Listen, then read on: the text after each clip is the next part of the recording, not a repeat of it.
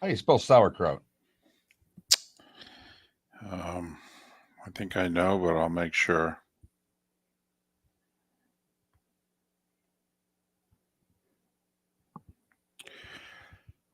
Sauerkraut.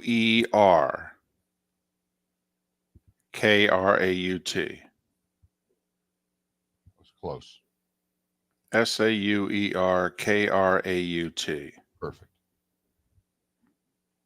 Good show. There it is. It's up.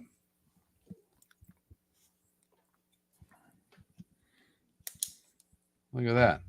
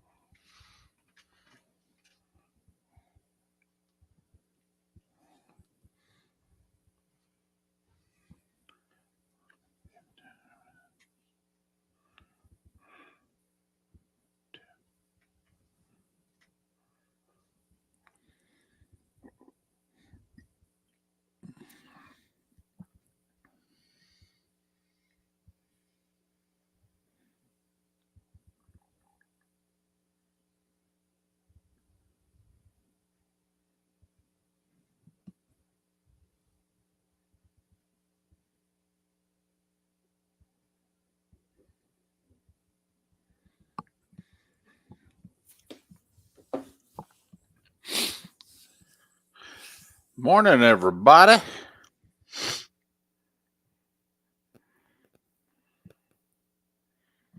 Realtor Clark first in the Twitch chat room this morning.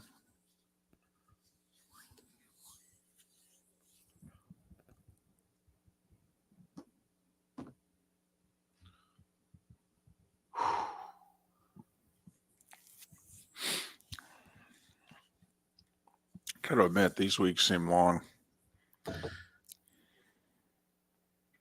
These days are long. Golly. Oh, you got a lot going on. That's why.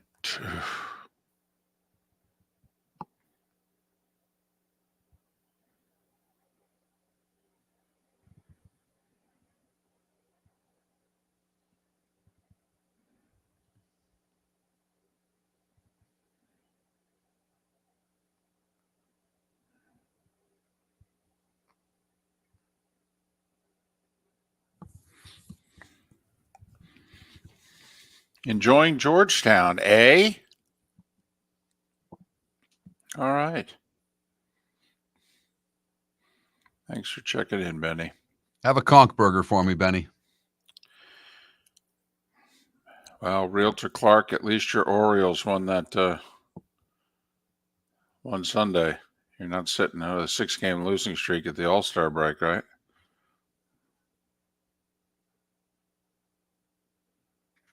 All right.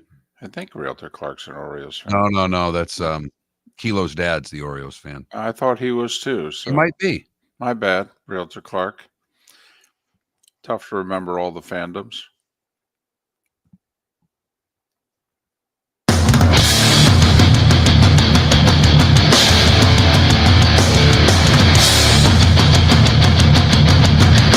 You are listening to Miller and Moulton, exclusively on the Florida Sports Network. And now here's Mark Miller and David Moulton. Top of the morning to you on this hump day. Let's get over it together, shall we? And even though it is the baseball all-star break, we will talk a lot of football today. At least our guests will. How the heck are you? Miller and Moulton. MillerandMoulton.com, Miller_Moulton on X. That's how you can follow the show, live or on tape. Good morning, Mark. How are you? I'm good. Little all-star action last night. Pretty good game. Better anthem, terrible uniforms. Wow. In fact, it finished second in our choice for poll questions today. The poll question, it's National Hot Dog Day, so that's where we're going. We'll get to it in a second. All right. But what finished second in terms of possible poll questions today, worst part of All-Star Weekend, A, anthem before Home Run Derby, B, All-Star uniforms. Wow. Well, the only way the All-Star uniforms could not be the worst part of that is if the person who designed them was also drunk when they were designing them. Which at least is the legitimate excuse from the Home Run Derby anthem singer. Man, those uniforms. Why can't they just wear their uniforms, David? Well, they will next year.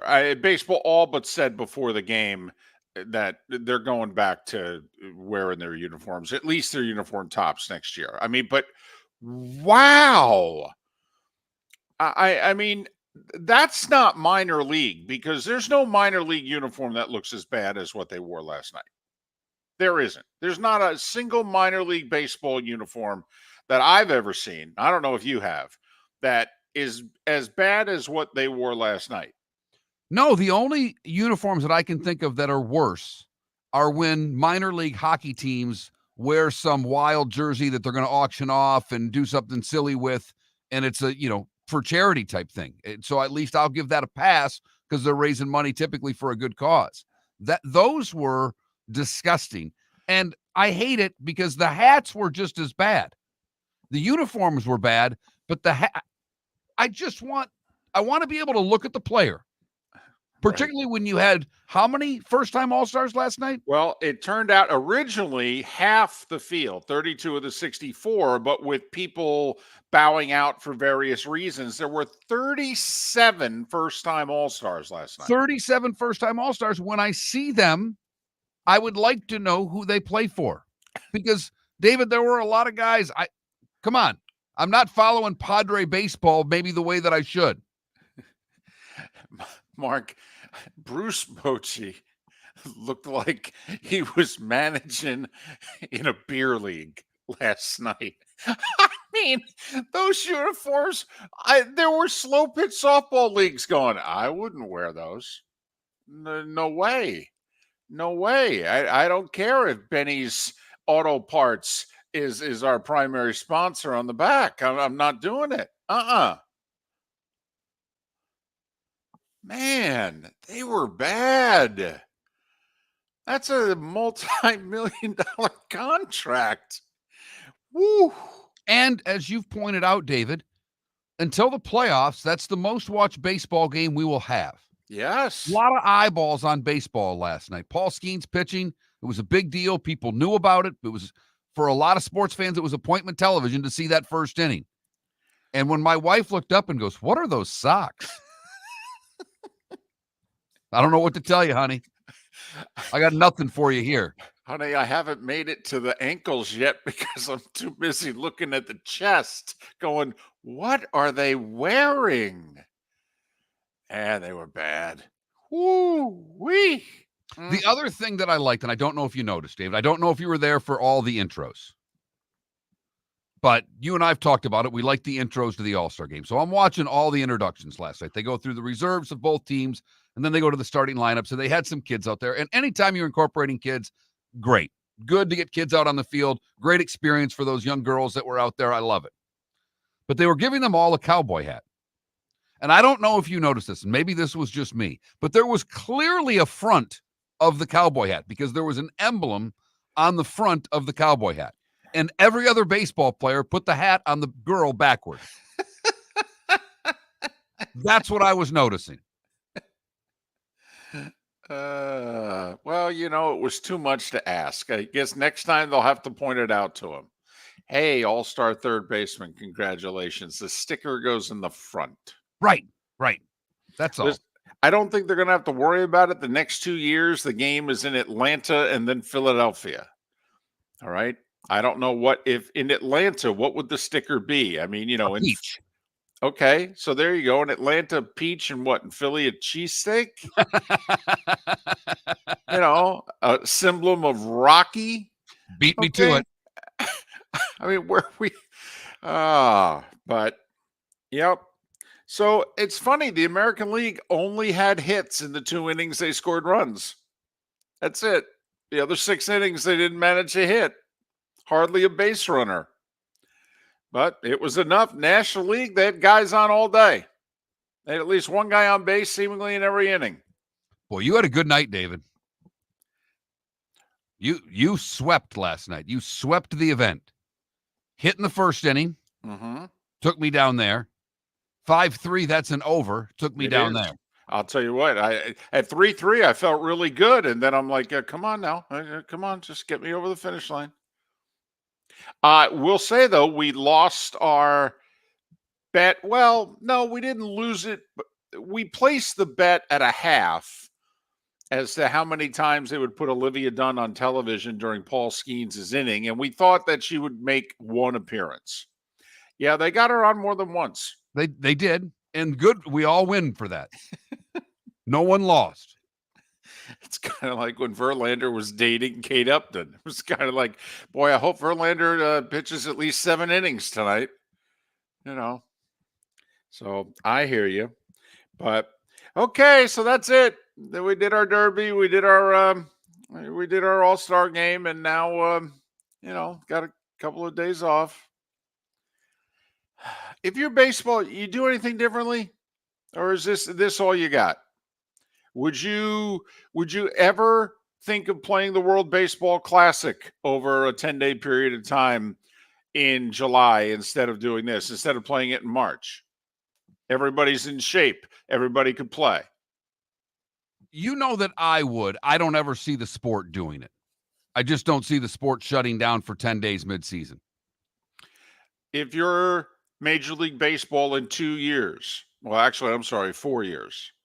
In 4 years, I believe baseball's when the Olympics are in the United States, they're in Los Angeles.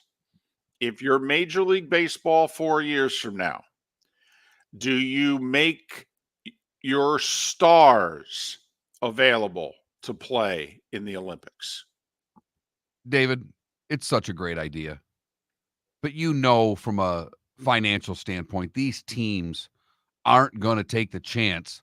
You got guys with $500 million contracts out there, and you're going to go let them play in the Olympics where they could get hurt not playing for you. It's a wonderful idea. I'm all for it. But the powers that be that are behind it, and I don't see there's a way for it to happen. Okay, here's how I think it can happen. What if the union pushes hard for it? I believe they have a negotiation between Olympics here. I believe the contract's up around 26, between 26 and 27. I think Major League Baseball, has a negotiation that they have to maneuver, if you will. What if the union were to push hard for this? And Mark, if you think about it in this sense, and I'm sure that from a sentimentality and nationalism standpoint, they wouldn't push hard for it. I don't sense that the Aaron Judges of the world desperately want to represent their country in the Olympics. I'm sure they'd love to, but I don't think it's a passion. However, baseball players have been talking for a long time about how they think the sport doesn't market them. Even Yankees, who get, a couple of million people to watch some of their nationally televised games. Yeah, that ain't what you'd get if you were playing for the United States in the Olympics. You know how many people watch those games? First off, what if you're in the semifinals of the gold medal game? I mean, there's a good chance you're getting 2.5, 3 hours on NBC. I mean, we're talking a huge audience for baseball. Huge audience. I mean, World Series audience for Olympic baseball. Maybe better. You think you'd get those kind of numbers for Olympic baseball? I think you could. First off, I think it would get a staggering amount of attention if baseball actually put Judge and company, if Otani was representing Japan, I think it would be monstrous for the sport. I really do. Get an unbelievable amount of hype. I really do. In Los Angeles, also. What if the union pushed for it? They said, we'll sign whatever insurance waivers we have to sign. I think that's a start. But I just, because then you're putting it on the owners to say no and making them look bad, and it's not a position that they want to be in. But to your earlier point, I don't see this demand by the players to want to play in the Olympics. And it would have to start there. It would have to be a Judge, a Trout, a Skeen saying, my other dream is to play for the U.S. in the Olympics. There we go. Now we're talking. I mean, it'd be a big deal. I mean, wouldn't it be the World Baseball Classic only in the Olympics? Yes. Okay. A lot of pressure on the U.S. of A to win, and I don't know if we would. I don't know if we would either. But, hey, it's about time Mike Trout plays in a pressure situation. Hello.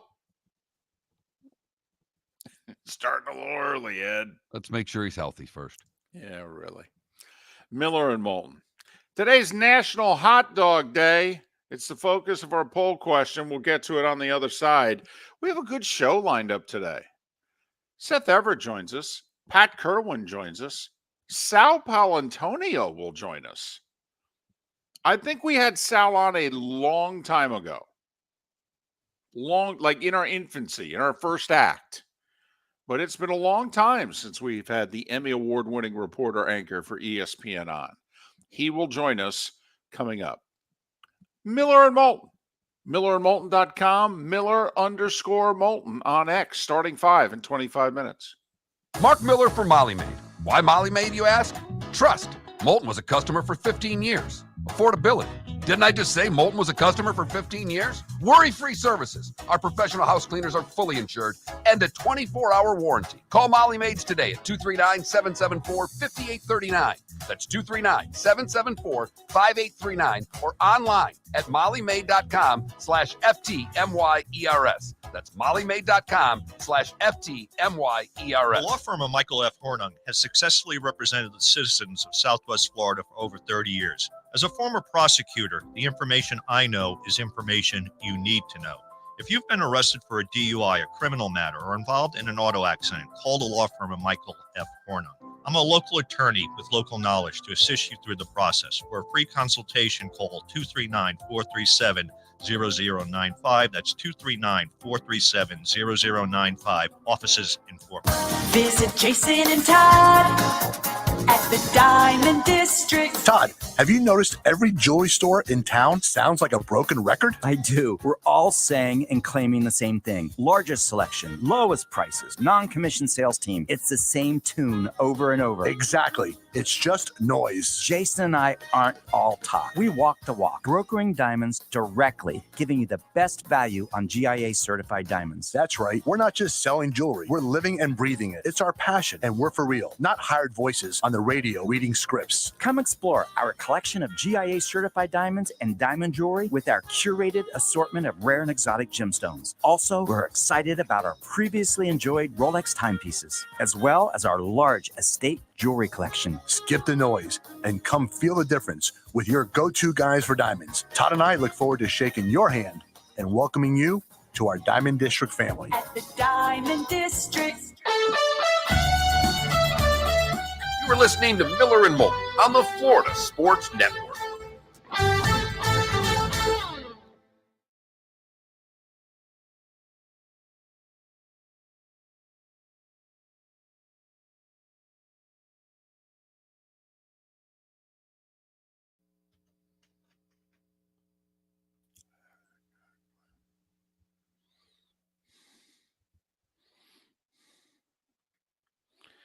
By the way, in our hypothetical poll question as to what was worse, the drunken anthem in the home run derby or the uniforms, I would go uniforms for this sense. The drunken anthem was 2 minutes. The uniforms were all night.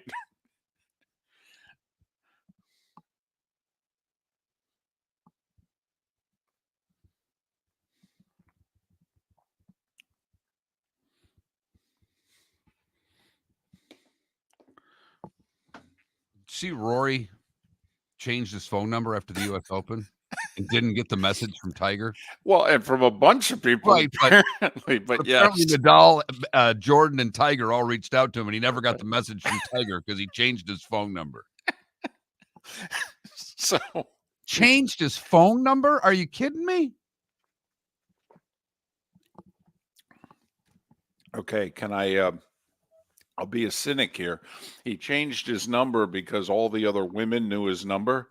And so now that he got back together with his wife, he wanted to just have a clean slate. Beat me But to you it, know, baby. You beat me to it.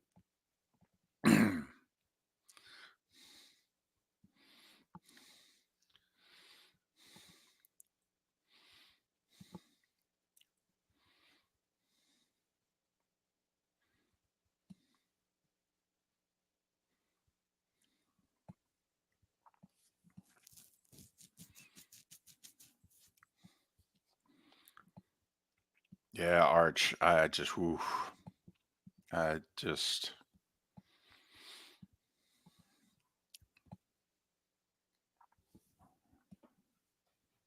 When you looked at a player, did you know who he played for? Because you couldn't tell. I mean, they're not even wearing their caps.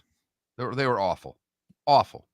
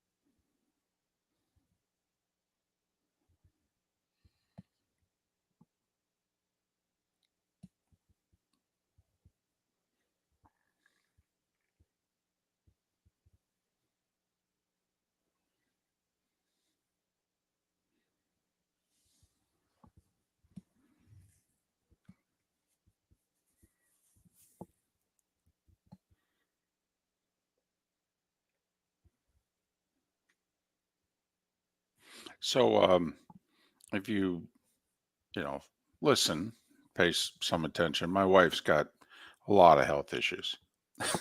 One of them is she's really lost her hearing, and she has hearing aids, but she lost them about 18 months ago. She can't find them, and literally we've searched high and low. And I'm not going to pay for new ones because not spending that money again. Sorry, you got to find them. So I just said to my wife's best friend's name is Lynette. That's key for this. This was the exchange we just had. I said, "Can I get you anything?" And she said, "No, Lynette hasn't called yet." Okay. All right. All right. All right. It's good to see we're on the wave. All right. No wonder Good. you guys get along so well. No, and I was 8 to 10 feet from her when I asked that question. So, All right, here we go.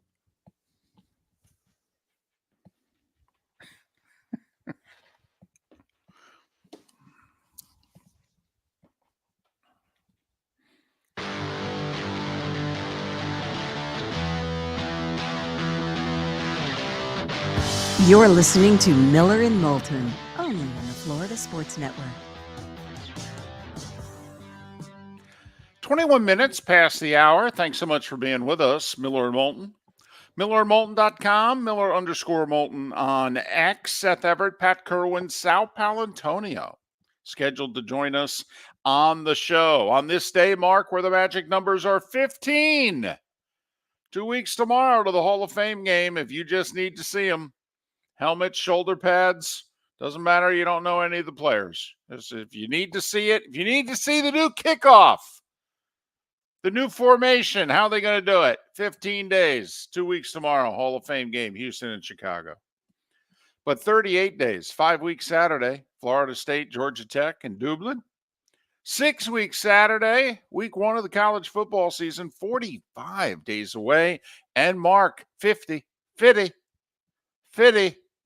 7 weeks tomorrow, Ravens and Chiefs. Huh? There you go. Those are the magic numbers. We can do this. Heck, the Houston Texans, the entire team has to report today. Veterans and everything. Training camp officially underway for the Texans today. We're doing this. We're getting you there. We're getting you to the finish line. Got the Open Championship still. All right. Got the Olympics starting at the end of the month. You're going to turn around. It's going to be there. I mean, next thing you know, you're going to have a fantasy football draft. Huh. We can do this. You're so close to the finish line. You can make it. Today's National Hot Dog Day. Yes, it is. And I think they did it just for Miller and Moulton because they know how much we struggle with poll questions. So we actually had this one done before the show started. Very rarely does that happen. And by rarely, we mean never. Right. So now I'm sure somebody's going to quibble. You know, we only have 4 options, and you're probably going to quibble with our options. But in honor of National Hot Dog Day, if you could only put one condiment on your hot dog, what would it be? Ketchup, mustard, sauerkraut, chili are your choices. I was torn between mustard and chili. That's funny. So was I. My go-to is mustard and relish. And my go-to is mustard and onions. Okay. And probably a slice of pickle on there too. But I can just do, if I'm just doing one. Right. I went mustard. And here's why. Okay. If you go chili, which is a great condiment on a hot dog most of the time, you can get bad chili. Yeah, you can get a bad chili dog. There is the chance that chili's terrible and can ruin your dog. There's not a mustard out there that's going to ruin the hot dog. It's just going to enhance the dog. So I went with the safe bet and chose mustard. Now, I must admit there is a there's a convenience store chain in Jacksonville that it started in Jacksonville. I have no idea if it's outside the city because they've got like 50, 60 locations because this city geographically is the biggest one in the country. And I don't know if you need to be outside of Jacksonville, to be honest with you.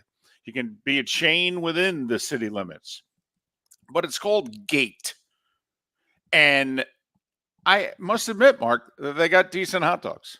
It's just on a pinch, you know, you know me, once a week, I have a hankering for a hot dog. They offer 2 different kinds of mustard. Yeah, well, you know, I mean, there's like the spicy brown Gouldens, and then there's the regular, good old-fashioned yellow mustard. Right. And so if, you know, I'm just curious, if given a choice, you know, I mean, it's kind of like, you know, do you love your Grey Poupon? I mean, you know, that sort of deal. Do you like your mustard spicier? On a brat. On a dog, I like yellow mustard. But on a brat, you like the spicier. Correct. Okay. There you go. So that's our poll question. That Mark Miller, the David Moulton on Twitter. I think it's available at millerandmoulton.com. We're revamping the site, by the way. All right. It's not available there yet. Okay. We're working on it. It will be, though. At some point. 2 to 3 weeks. Trust me, we're revamping a lot of things.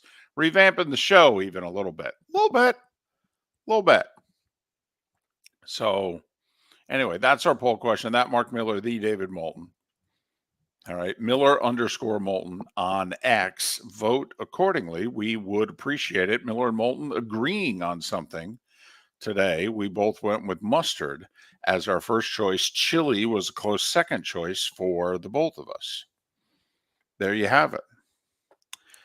By the way, if I was Major League Baseball, I think I would have the trade deadline be in 48 hours. I think that's the other thing I would do to spice, talking about mustard, spice this week up. Okay, we got the All-Star game. That's great. And now you got 48 hours after the game to get your deals done. Come on, let's go. It's time to put up or shut up. Movers and shakers, let's go.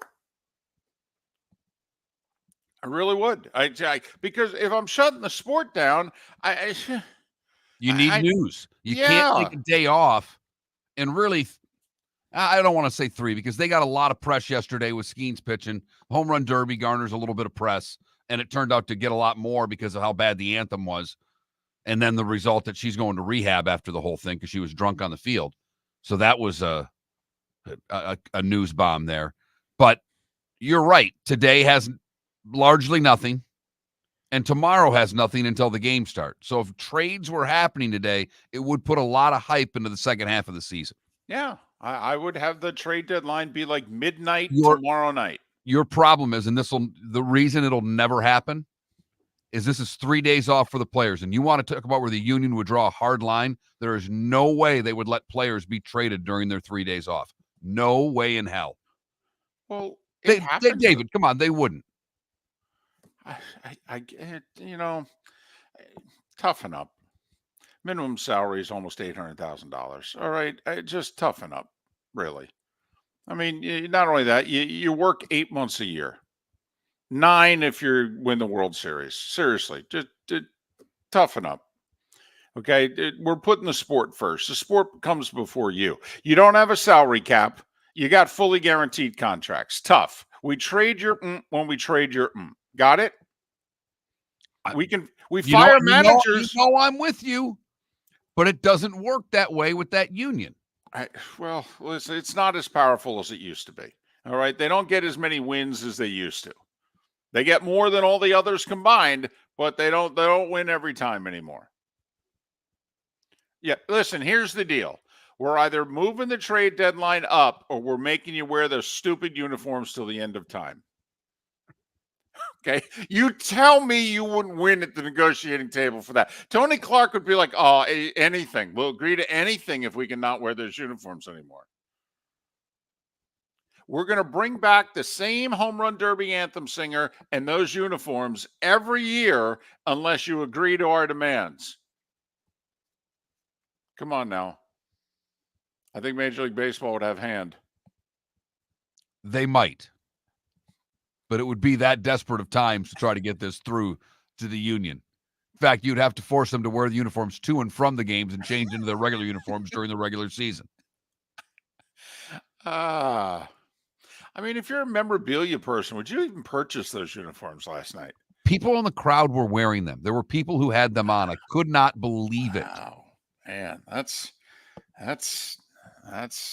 soaking it up, I guess. Man, oh man. By the way, did you see Skeens said he wishes he had been able to throw more pitches? Yeah. I don't understand.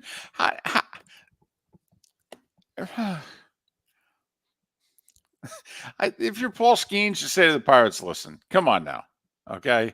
It's a second inning. How long do you expect me to be here? You'll get rid of me like every other good player you've ever had. Right. Come on. You're not signing me to a contract extension. We all know it. You held me back down in the minors so that I'd lose a year of service time. I'm pitching a second inning. What are you going to do about it? Where are you going to go? Now you're on to something. Now that's how he should. Just give me the ball, Skip. I'm going out for the next inning. Yeah. Screw the Pirates. Yeah. Well, what are they going to do? Anyway, they're starting me on Sunday. Who are you kidding? The starting 5 is next.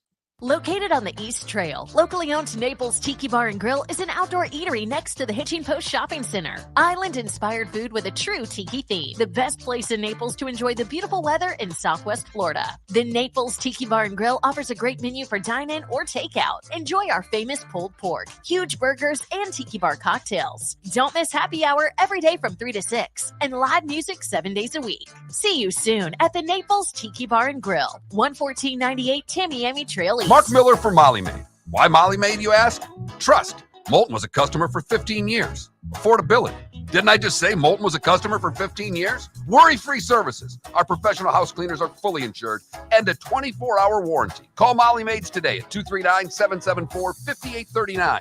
That's 239-774-5839 or online at mollymaid.com/FTMYERS. That's mollymaid.com/FTMYERS. Visit Jason and Todd at the Diamond District. Todd, have you noticed every jewelry store in town sounds like a broken record? I do. We're all saying and claiming the same thing. Largest selection, lowest prices, non-commissioned sales team. It's the same tune over and over. Exactly. It's just noise. Jason and I aren't all talk. We walk the walk, brokering diamonds directly, giving you the best value on GIA certified diamonds. That's right. We're not just selling jewelry. We're living and breathing it. It's our passion, and we're for real, not hired voices on the radio reading scripts. Come explore our collection of GIA certified diamonds and diamond jewelry with our curated assortment of rare and exotic gemstones. Also, we're excited about our previously enjoyed Rolex timepieces, as well as our large estate jewelry collection. Skip the noise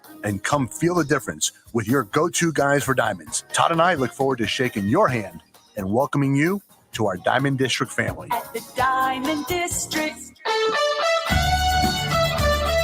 You were listening to Miller and Moulton on the Florida Sports Network.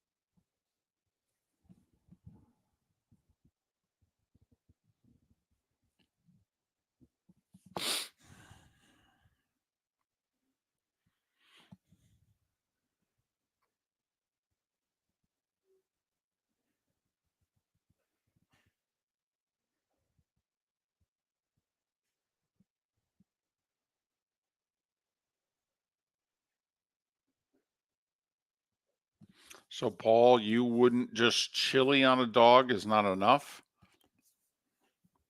Remember, the poll question is you can only have one choice, condiment, accessory.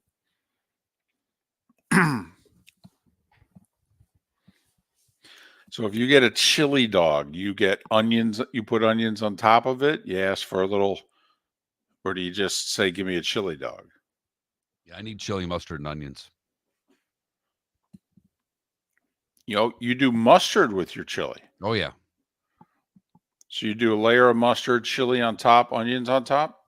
Chili, mustard, onions, in that order. Ooh. Yeah, I always go mustard first.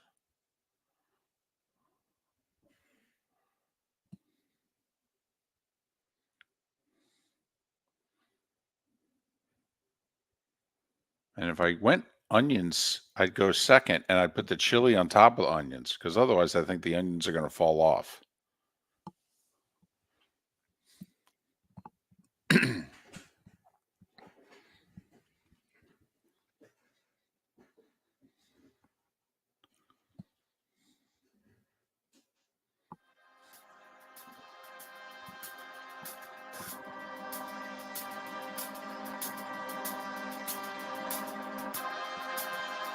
You're listening to Miller and Moulton, only on the Florida Sports Network. And now, here's Mark Miller and David Moulton. 22 minutes before the hour. Thanks for being with us. Miller and Moulton, millerandmoulton.com, Miller_Moulton on X. And we have a great show lined up for you. And I don't know how many of you are interested in it because today's National Hot Dog Day. And that's seemingly all that anybody, wants to talk about, because our poll question is, okay, you got only one option. What are you going to put on your hot dog? Ketchup, mustard, kraut, chili. We know there are other options. We know we got it. Don't know what to tell you. That's the question. Everybody's submitting. I put the kraut and relish. You don't have two choices. It says in the question, one option. What are you putting on the dog? But, chili and cheese. Once again, it's just one option. So mustard's in front. As well it should be. But ketchup is a solid second. And I figured it would be because I guess I get the sauerkraut on a dog. I mean, that's fine. Sauerkrauts are more brat for me. I thought chili would be getting more votes than it's getting right now. Chili is a distant third, barely holding off sauerkraut for last. I mean, I'm surprised. I thought chili was going to get more. So those are our four choices. And then, of course, you can submit, I like mustard, onions, and chili. That's great. That's fantastic. One option. Okay. Why does anybody with more than one condiment sound like that? I don't know. Well, I don't want them to sound all authoritative. Very true. Because they're getting the question wrong. Once again, Mark, in honor of National Hot Dog Day, if you could only put one condiment on your hot dog, what part of that sentence are you failing to decipher? Very local news voiceover there, voice. Yes. That's very much the local news voiceover voice. That's very good. Coming up at 10, why crime is on the rise, or is it? We'll let you know. Right now it's time for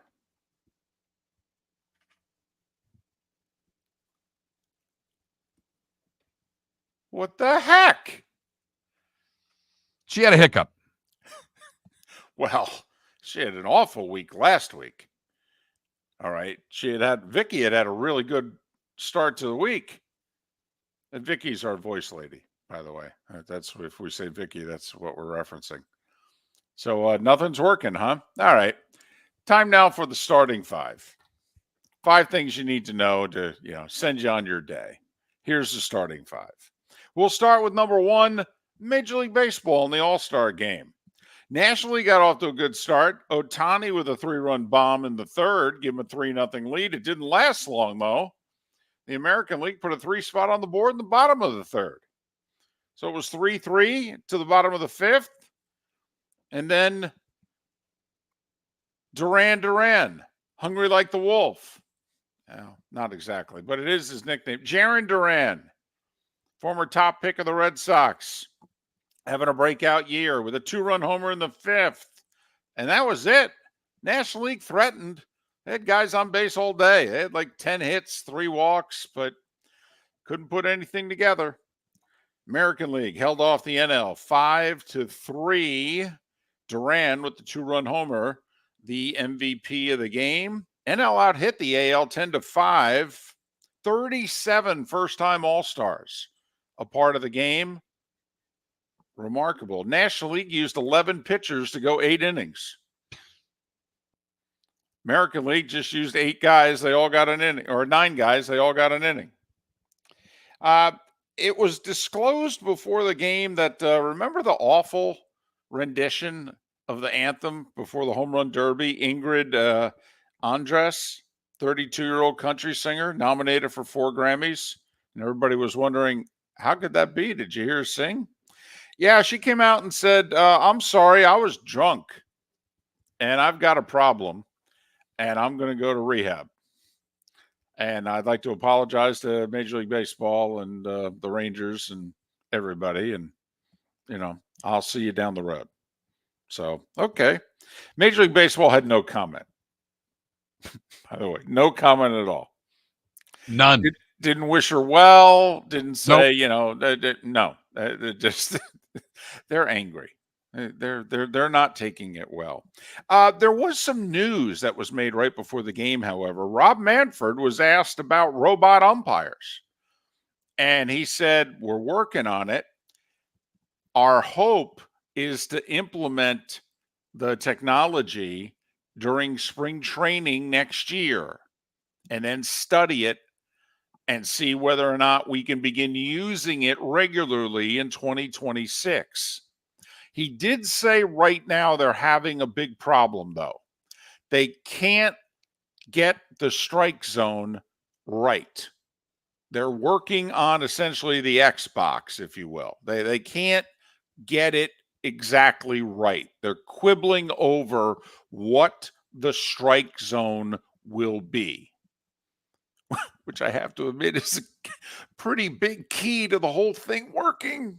It is. And the other side of it is it's going to be a challenge system. We're never going to get what I had dreamed for is 1 beep for a ball, 2 beeps for a strike. We're going to get a challenge system in which if the pitcher or batter feels that the call is wrong, there will be X number of challenges per game. Have you seen it, though, in the minor leagues? I think it works great. I do, too. No, I'm fine with it. It's needed. But also, it's very quick in the minors. You're at bat, and I call you out on a strike, or it doesn't even have to be a third strike. It could be any pitch. I rule it a strike. You think it's low. You turn and go, I think you missed that. Okay, I challenge that. The umpire turns around, points at the booth, and it's like, okay, he wants to challenge it. What is it? And within 3 seconds, they let him know whether or not it was a ball or a strike. And then they turn around, pitch clock starts again, let's go. I mean, Mark, the way they use it in the minor leagues, it's done more quickly than it is in tennis even. Tennis, you got the buildup. It's almost like the machine has to reload. Then the crowd with the murmur, and then it appears on the screen. I mean, baseball does it at least that fast, if not faster. You and I are both in favor of it. 100%. So Manfred wants to use it in spring training next year. And if they can get it right, wants to start really using it in 2026. By the way, next 2 All-Star games, if anybody's inclined to want to go, next year, Atlanta, and then 2026, Philadelphia. NFL. 8 teams had their rookies report to camp yesterday. The Houston Texans have everybody showing up today. Training camp begins for the Texans today. And remember, it's 2 weeks tomorrow that the Texans and the Bears play the first preseason game of the year, the Hall of Fame game in Canton. By the way, Bears were busy yesterday. They were one of the 8 teams that had rookies show up. Well, 2 of their rookies couldn't practice because they hadn't signed contracts. You know, they're 2 first-round picks. So they signed Caleb Williams late yesterday. He gets 4 years, just under $40 million, 25.5 of it in a signing bonus. Adunzi, the wide receiver from Washington, the 9th overall pick, he gets 4 years, just under $23 million. Now, both of them obviously have a 5th-year option. All right, that is up to the team after year 3 to pick up. And Adunzi had a $13 million signing bonus. So the Bears wrote checks for $39 million yesterday in signing bonuses to get their 2 first-round picks in camp. Niners wide receiver Brandon Ayuk, he formally requested a trade. He said, the Niners have been placating me all offseason, but all they're doing is talking. They're not doing anything, and I want out. And the It was Niners nice of him to say that he's not going anywhere and they're not going to trade him. Yeah, the Niners are basically like, that's cute. Camp starts next week. Every day you don't show up, here's what the fine is. Yeah, I don't know what to tell you. And we can't wash those anymore, so that's what the fine is. Right. By the way, the Broncos signed guard Quinn Meinerz to a 4-year, $80 million extension. So he's got this year, the final year of his rookie deal, then 4 more after that. 45 of the 80 is guaranteed. Makes him 3rd highest paid guard in the league at $20 million a year when the contract kicks in. A lot of money for that position. It is. It is. By the way, he was a 3rd-round pick out of Wisconsin Whitewater. I think that's D3. It is. Yeah, how about that? A D3 lineman. So even Wisconsin Whitewater can produce the occasional O lineman. Right. And yet you're wondering why your team can't block. Right. Anyway.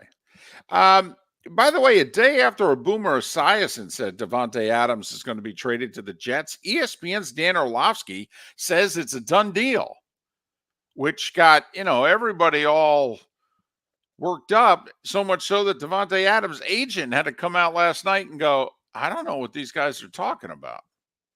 All right. There's nothing going on that we know of. Right. We haven't requested a trade. So I will say he left the Packers for Vegas because that was where he wanted to live. Families from California. Yeah. And that was where he wanted to go. Went to school, I think, near there. Anyway.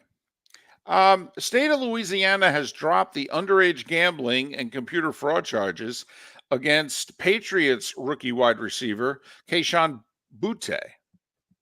So we'll see if the league, league can do whatever they want from a discipline standpoint. But if charges were dropped and what he's accused of, remember, he was just accused and then they dropped the charges, was when he was at LSU. So I'm guessing he's not going to get any punishment. And Mark, finally, the Packers, they released those reports, those financial reports that the rest of the league just loves. And by loves, we mean they hate. How much do you think the Packers made last year? Well, I know. I read the article. So I believe $60 million were the profits last year. Down, however, 12% from the year before. Right. Revenues were up, but so were expenses. So profits were down. They only made $60 million last year. Right. So there you have it. NBA, the Lakers added Lindsey Harding, who was the G League Coach of the Year for Sacramento's G League team. They added her to JJ Redick's staff. Those two have a history. She was an assistant when he was with the Sixers, and they both went to Duke, and they know each other from there. Jelly Bean Bryant passed away yesterday at the age of 69. Journeyman NBA player, actually played over a decade in Europe when our guys didn't go and play in Europe throughout the 80s and early 90s. He also was Kobe's dad, died complications from a massive stroke at the age of 69. WNBA, Two best teams in the league played last night. New York beat Connecticut. We said they would. We said they'd cover the 5.5, and they did, 82-74. By the way, Angel Reese's Chicago Sky went into Vegas and beat the Aces last night. So Caitlin Clark Fever went into Minnesota and beat the Lynx, and now Angel Reese's Sky went into Vegas and beat the Aces. All right? These rookies are making an impact, man. By the way, Caitlin back in action tonight on ESPN if you're interested. And the Open Championship gets underway tomorrow. In fact, they'll be 5 hours into the first round by the time you hear this tomorrow. Justin Leonard in the first group, Mark. 1:35 a.m. if you want to get up and see the first ball struck in the Open Championship. I'm thinking about it. Don't mock me, because I'm trying to figure out what time I'm going to bed tonight so I can get up and watch as much Open as possible before I have to come to work. 4:30 a.m. tomorrow, Rahm, Fleetwood, and McIntyre. Rory's playing with Zalatoris and Tyrrell Hatton. Phil is playing with Dustin Johnson at 9 a.m. Tiger's playing with Schauffele and Cantlay at about 9:30 a.m. tomorrow. And as we approach 7 minutes before the hour, that was the starting five. 5 stories. It's not I'm going confused over the why air. you're not hearing it, because I'm hearing it. Oh, I'm not. I don't know what to tell you. Yeah. So now we have to have people tell us whether or not is Mark the only one hearing it, or am I the only one not hearing it? Please That's let really us know. strange. It is Because strange. all the buttons that are supposed to be pushed, I believe, are pushed. Okay. But it's possible there was something there, because it did play. She had a little stutter today. First stutter she's had all week. Okay. So there you have. We'll figure it out. Miller and Moulton. Seth Everett, Pat Kirwan, Sal Paolantonio coming up on the show. MillerandMoulton.com. Visit Jason and Todd at the Diamond District. Todd, have you noticed every jewelry store in town sounds like a broken record? I do. We're all saying and claiming the same thing. Largest selection, lowest prices, non-commissioned sales team. It's the same tune over and over. Exactly. It's just noise. Jason and I aren't all talk. We walk the walk, brokering diamonds directly, giving you the best value on GIA certified diamonds. That's right. We're not just selling jewelry. We're living and breathing it. It's our passion, and we're for real, not hired voices on the radio reading scripts. Come explore our collection of GIA certified diamonds and diamond jewelry with our curated assortment of rare and exotic gemstones. Also, we're excited about our previously enjoyed Rolex timepieces, as well as our large estate jewelry collection. Skip the noise and come feel the difference with your go-to guys for diamonds. Todd and I look forward to shaking your hand and welcoming you to our Diamond District family. At the Diamond District. Hello, friends and family of Southwest Florida. Are you looking to tap into the electric vehicle market? Well, look no further, because we here at Southwest Florida Golf Carts have just what you need. E-bikes, golf carts, LSVs, scooters, and more. Come down and talk with one of our experienced sales reps, have a soda and a smile, and you could be cruising the streets in your new EV today. Stop by the store or visit our website at flgolfcarts.com and enter for a chance to win $100 off your next purchase by answering John's monthly sports question. The law firm of Michael F. Hornung specializes in criminal defense, DUI, personal injury, nursing home claims, and auto accidents. I'm a former prosecutor with over 34 years of experience. The information I know is information you need to know. If you've been arrested for a DUI, time is of the essence to maintain your driving privileges. Call the law firm of Michael F. Hornung for a free consultation.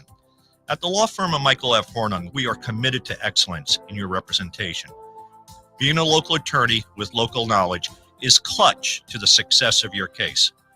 For over 30 years, we have successfully represented the citizens of Southwest Florida. For a free consultation, call 239-437-0095. That's 239-437-0095. Our offices are conveniently located in Fort Myers. Visit online at mfh-law.com. Mark Miller for Molly Maid. Why Molly Maid, you ask? Trust. Moulton was a customer for 15 years. Affordability. Didn't I just say Moulton was a customer for 15 years? Worry-free services. Our professional house cleaners are fully insured and a 24-hour warranty. Call Molly Maids today at 239-774-5839. That's 239-774-5839 or online at mollymaid.com/FTMYERS. That's mollymaid.com/FTMYERS. You are listening to Miller and Moulton on the Florida Sports Network.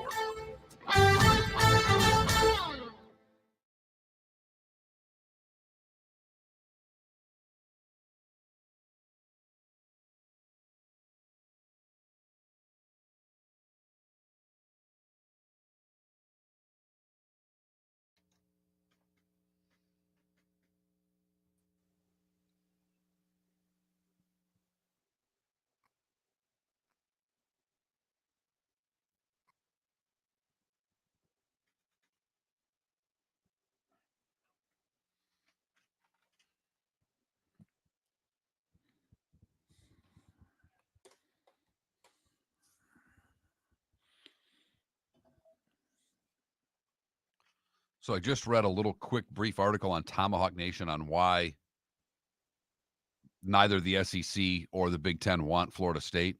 Mm-hmm. And a lot of sources from the Big Ten saying they're a disruptive partner. Why would we want them? That leads me to believe Big Ten's really interested in Florida State. Yeah, exactly. Do you think, besides, no offense, the Big Ten's not making this call, Fox is. Okay, here's the deal. Neither conference wants to be seen as if they're breaking up the ACC. Okay, they're both just going to sit it out. They're going to let Florida State, Clemson, and the ACC go to battle in the courts or work out whatever they're going to work out.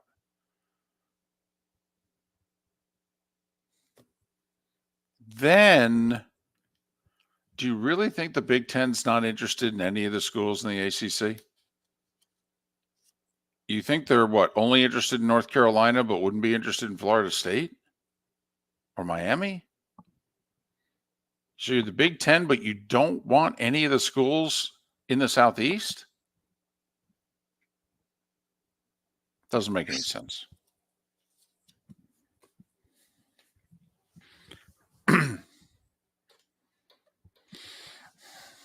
I watched the second episode of that Giants Hard Knocks off-season thing. Right. It was pretty funny there at the training camp, and Dable's like, Xavier Worthy runs that 4.240. And Dable looks back at the other coaches, the GM, and there are about 6, 7 of them there. He goes, all right, he says, where would I have to start? If I started at the 20, and they're like, no. Okay, where would I have to start? They went to 35.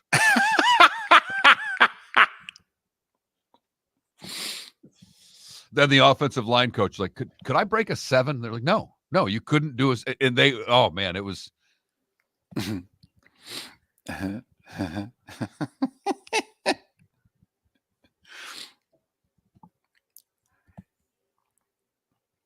had it yesterday, Johnny Mac. Oh yeah.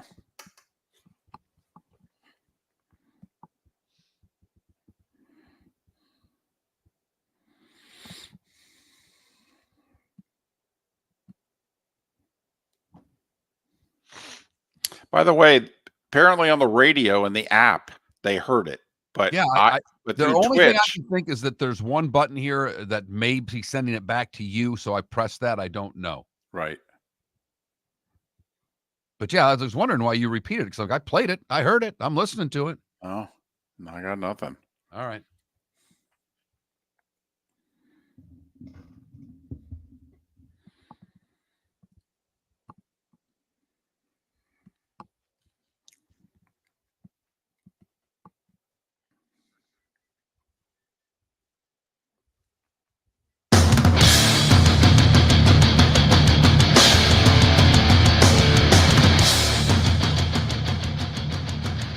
You are listening to Miller and Moulton, exclusively on the Florida Sports Network. And now, here's Mark Miller and David Moulton. Hour 2 of Miller and Moulton on this hump day. Let's get over it together, shall we? Miller and Moulton, millerandmoulton.com, Miller_Moulton on X. Seth Everett an hour from now. Pat Kirwan next hour. Sal Paolantonio 2 hours from now. It's been a while since we've had Sal Pal on. He has authored 4 books, one of which he's re-releasing with updated material. So it's part of the reason why he's coming on. Sal's an interesting guy, if you don't know. In the Navy, started as a news guy, covering politics, covered famine in Africa. So, well, we'll try to cover as much ground as we can with Sal Paolantonio coming up. I did not know all of his early part of his career, and I read the bio. I'm like, wow, he was a political guy when he got started. He was doing sports and politics in Philadelphia. That's a beat. Who's angrier, the sports fan or the politics fan? I don't know. Boy, that'll be one of our questions. Listen, when you were covering sports and politics at the same time, which fan base was angrier? Philadelphia's, the Democrats, or the Republicans? Exactly. Here we are desperately trying to keep politics out of our sports. Sal was covering them both at the same time. Different worlds, to say the very least. I wonder if he covered this politics the way he covered sports. You know, did he keep score? Game plans. I mean, politics is game plans. There's one big scoreboard, election day, big scoreboard. Not a whole lot of scoring in between. Hey, speaking of politics, we have that sports and politics mix here, because when you're trying to get a stadium financed, well, oftentimes you need sports and politics to mix. Did you see the news out of St. Pete yesterday? No, I actually missed it. I'm sorry. So the city council meeting is going to be tomorrow. Okay. Tomorrow's the day. They need 5 votes, and it looks as if they have them. All right. Aaron Parsegian covered the meeting amongst city council folks yesterday, and he posted on X. City council wrapped up their final workshop. Vote on a new stadium redevelopment deal poised to happen Thursday. Based on the feel in the room, there appears to be 5 yes votes, meaning this is close to becoming a reality. If the city council votes yay on Thursday, and it's expected to be a full day of meetings and public comments, but if they approve it, that's seen as the big hurdle. Technically, there's a Pinellas County Commissioner's vote later this month, but that's seen as a very small hurdle / formality. So, Mark, the Rays Stadium may very well have been approved within the next 48 hours.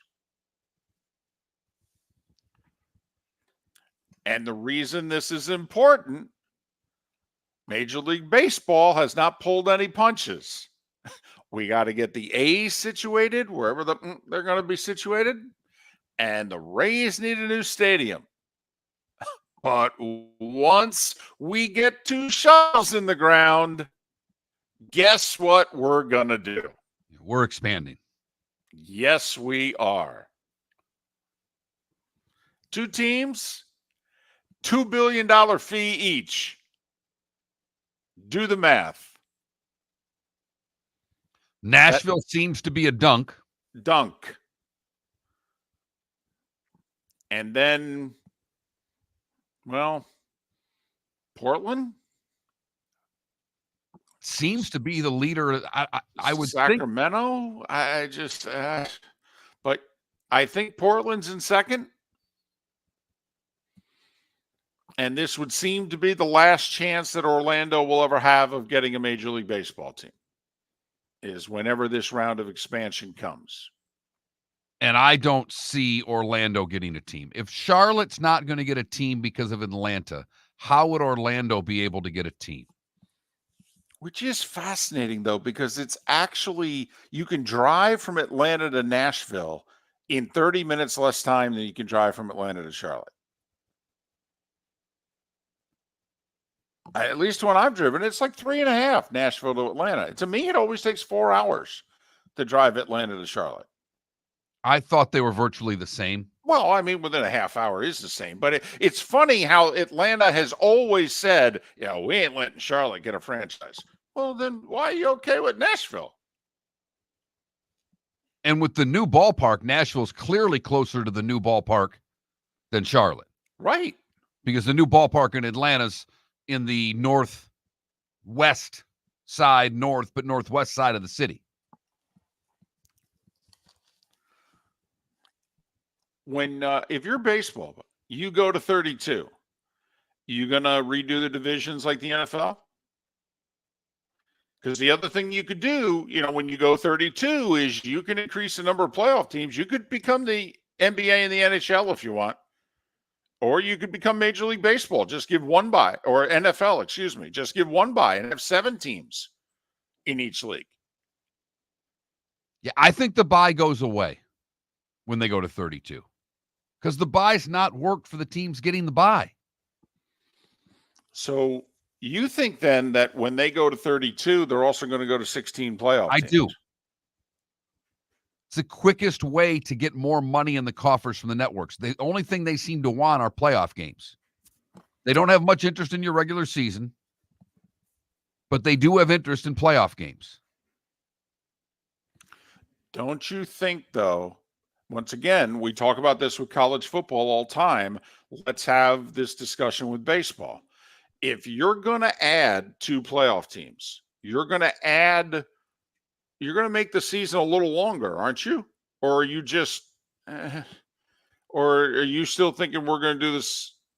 We don't need a few extra days to finish the playoffs. I mean, because think about it, you're going to put the 1 seed in a best of 3. You're going to put them in a first round best of 3. Or are we going to do what they're talking about is college football going to end up doing, like these 16, 18, 20 team conferences? Are you going to, like if the Big 10 or the Big 12 go to 20, do you go 4 or 5 team pods and do your schedule that way? Like you going to start doing baseball like hockey? You got to get out of your division first before you get. I mean, how you want to do this? And it depends on what type of realignment they want to do. Because baseball's talked about massive realignment.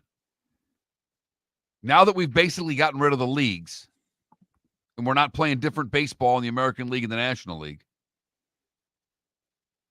would they make the divisions more geographically friendly, if you will? Right. Well, you're going to go 4-team divisions? Or 6-team, you can't go 6. You're at 32. I mean, you're basically going 4 or 8 in your divisions. Obviously, we know what the NFL did. The NFL went 8 4-team divisions, and everybody seems fine with it. There was no blowback. Certain teams being forced out of certain divisions, certain rivalries went away. Everybody was like, yeah, it's fine. Would you go 4 8s or 8 4s? I would go 4 8s. Or no, excuse me. I would go 8 4s. Yeah, I've already worked it out. By the way, the division, like the Southern Division, wouldn't it have to be Nashville, Atlanta, Tampa Bay, Miami? Yes. Boy, the Braves would love that. Yes, they would. From a playoff standpoint. But I mean, you got to do this geographically, right? Unless you're just going to have more of a completely balanced schedule. You're going to put the 2 New Yorks in the same division? Oh, by the way? I mean, because if we're going geographically, you're going to put the 2 Chicagos, the 2 LAs? Or are you still splitting them up? Because if we're doing this geographically, the division's going to be Boston, 2 New Yorks, and a Philly.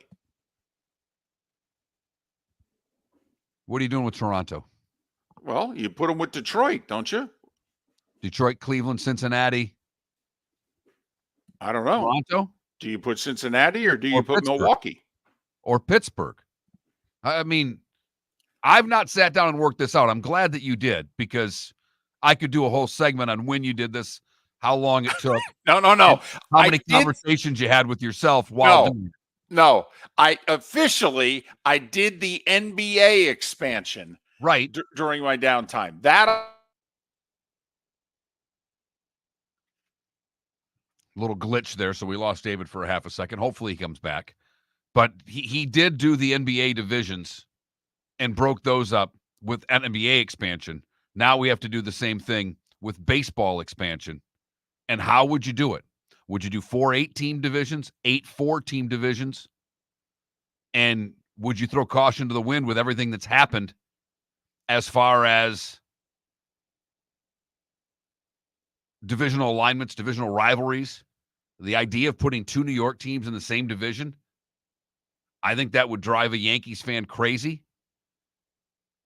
To put California or the Anaheim Angels and the LA Dodgers in the same division, along with San Diego and probably Vegas. But it all depends on where your expansion goes. And we think Nashville's one team. If Portland comes in, you get Portland, Seattle. How you work out the West Coast teams would be the hard part of this. And I may lean to 4 8-team divisions. I think that would be easier. I think it would be easier geographically. I think it would be easier from a playoff standpoint. 4 automatic teams go by winning the divisions. Wild cards come from the rest of it. That would be the direction that I would go in if I were to do it the more I think about it. David kind of put me on the spot there. What would you do? 21,000 is the text line, 21000. If you've never texted the show before, you need to type in the keyword FSN radio to get through the gate. Once you're there, well, you can text as much as or as little as you would like. Seth Everett coming up in about 45 minutes. Pat Kirwan as well in the 8 o'clock hour. Sal Paolantonio at 9. Poll question is up. It is National Hot Dog Day. Huh? How about that? What condiment are you putting on your hot dog? We give you a couple of choices. Ketchup, which is not the correct answer, at least to me. Mustard, chili, or sauerkraut. Those are your choices. Go to that Mark Miller, the David Moulton, Miller_Moulton on X to vote. Again, Seth Everett, Pat Kirwan coming up on the show, Sal Paolantonio as well. Miller and Moulton, thanks so much for listening. The law firm of Michael F. Hornung specializes in criminal defense, DUI, personal injury, nursing home claims, and auto accidents. I'm a former prosecutor with over 34 years of experience. The information I know is information you need to know. If you've been arrested for a DUI, time is of the essence to maintain your driving privileges. Call the law firm of Michael F. Hornung for a free consultation. At the law firm of Michael F. Hornung, we are committed to excellence in your representation. Being a local attorney with local knowledge is clutch to the success of your case. For over 30 years, we have successfully represented the citizens of Southwest Florida. For a free consultation, call 239-437-0095. That's 239-437-0095. Our offices are conveniently located in Fort Myers. Visit online at mfh-law.com. Mark Miller for Molly Maid. Why Molly Maid, you ask? Trust. Moulton was a customer for 15 years. Affordability. Didn't I just say Moulton was a customer for 15 years? Worry-free services. Our professional house cleaners are fully insured and a 24-hour warranty. Call Molly Maids today at 239-774-5839. That's 239-774-5839 or online at mollymaid.com/FTMYERS. That's mollymaid.com/FTMYERS. Hello, friends and family of Southwest Florida. Are you looking to tap into the electric vehicle market? Well, look no further because we here at Southwest Florida Golf Carts have just what you need. E-bikes, golf carts, LSVs, scooters, and more. Come down and talk with one of our experienced sales reps, have a soda and a smile, and you could be cruising the streets in your new EV today. Stop by the store or visit our website at flgolfcarts.com and enter for a chance to win $100 off your next purchase by answering John's monthly sports question. You were listening to Miller and Moulton on the Florida Sports Network.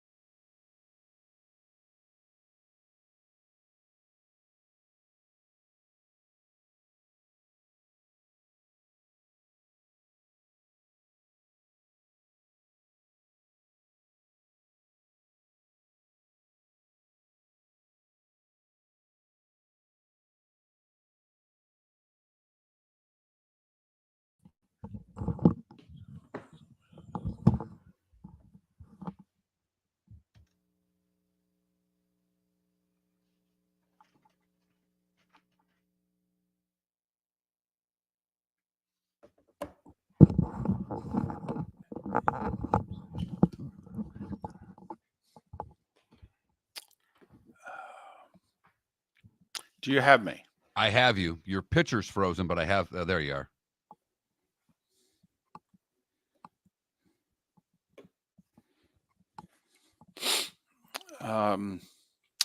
Well, that's interesting. I'm wondering if Xfinity's doing something in the area.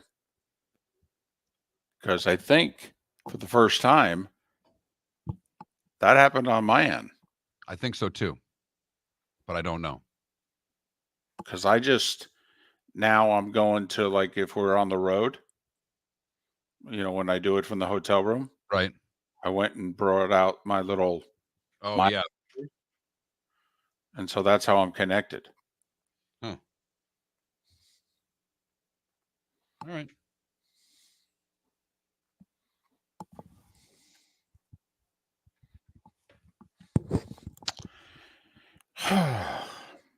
It's always something. Golly. This is just too hard. I pay $8,000 so that this wouldn't happen.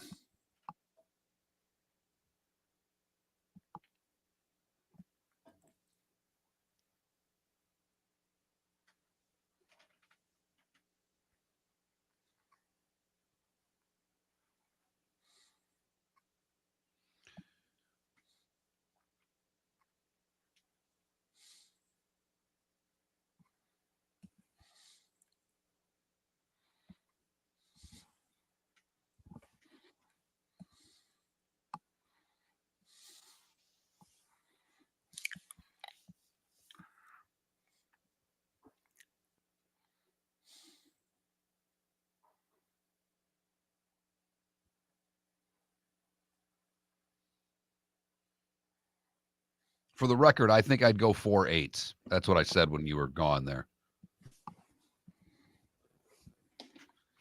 Coming back.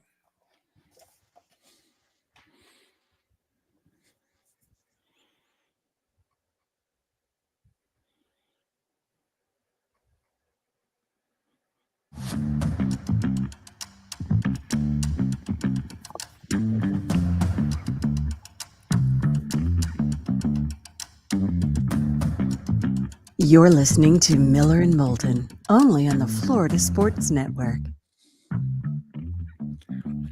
21 minutes past the hour. Thanks so much for being with us. Miller and Moulton, millerandmoulton.com, Miller_Moulton on X. Seth Everett, Pat Kirwan, Sal Paolantonio still scheduled to join us here on Miller and Moulton. We actually were talking a little baseball that last segment. Looks as if the votes are lined up to approve the whole Rays new stadium redevelopment plan in St. Pete and have a new stadium for the Rays to play in for opening day 2028. Major League Baseball is on record as saying once we get shovels in the ground in St. Pete and wherever it is the A's are going to end up, then we're expanding. $2 million a franchise, or $2 billion, I should say, a franchise fee. Nashville and probably Portland, but who knows? And then 32 teams. We'll see if Mark, you're in favor of 4 8-team divisions. I think I am, David. And here's a couple of reasons why. One, geographically, what are you going to do with Seattle? If Portland comes in, Seattle, Portland, San Francisco, and whom? I just think it's messy out west. That's my first reason. Secondly, I think you can put 4 division winners in, have 4 wild cards if you're going to go to 16. And I just think from a standpoint of records and scheduling, I think it'll work out better with 4 8s than it would with 8 4s. Okay. I will say if we go with my gut feeling, which is 8 4s, that you have to keep the New Yorks, the LAs, and the Chicagos separate. You have to do it by league. So if you're going to go 8 4s, that's fine, but you don't put the 2 New Yorks, the 2 Chicagos, the 2 LAs together. So that now you can do it geographically, and it just seems a little, I don't know, better, easier.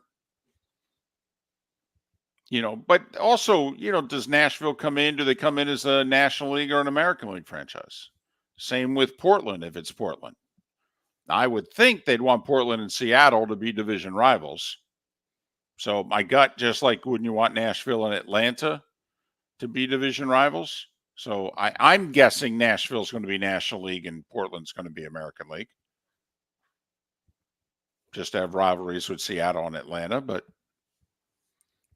Mark, the Dolphins went through this when the AFC East, and then it was the Central, and it became the North and the South, and the Dolphins were like, "Hey, man, we got rivalries with the Jets and whatever. We don't want to lose them." The Dolphins were not in favor of. We don't want a geographic division. We got our New York rivalry, we got our Buffalo rivalry, we got our Boston rivalry. We're good with that. Take the Colts out of our division. Remember, it was 20 years ago, the Colts were in the AFC East. When Peyton Manning was a rookie, Peyton's second year was Marino's last year. They were battling for the division title. Were Marino and Peyton Manning between the Dolphins and the Colts. And obviously you have the same thing with the Cowboys, who are the most geographically challenged team left in sports. Right. The NFC East back in the day, which had both Dallas and Phoenix in it. Right. Mm-hmm. Not as bad as the NFC West when it had Atlanta in it. And New Orleans. Right. Yes. We had LA, San Francisco, Atlanta, and New Orleans for a long time also. It wasn't like a 3-year thing. And we just accepted it. Oh, yeah.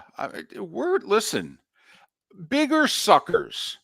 Okay. Are we bigger suckers as a sports fan or as our politics? I mean, what Kool-Aid do we drink more of? The political Kool-Aid or the sports Kool-Aid? Because we drink a lot of Kool-Aid.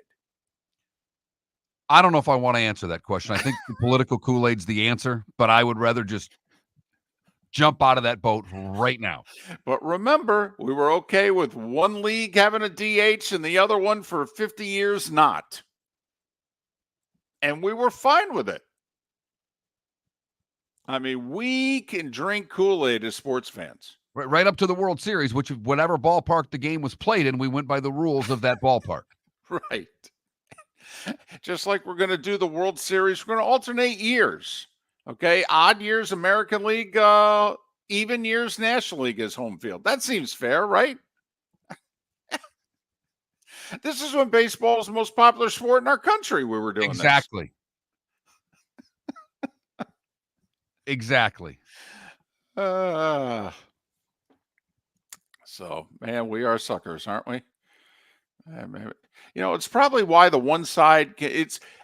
I don't know if the politicians have beaten us down, that's why we take it in our sports, or if the sports is beating us down, and that's why we take it in our politics. I don't know.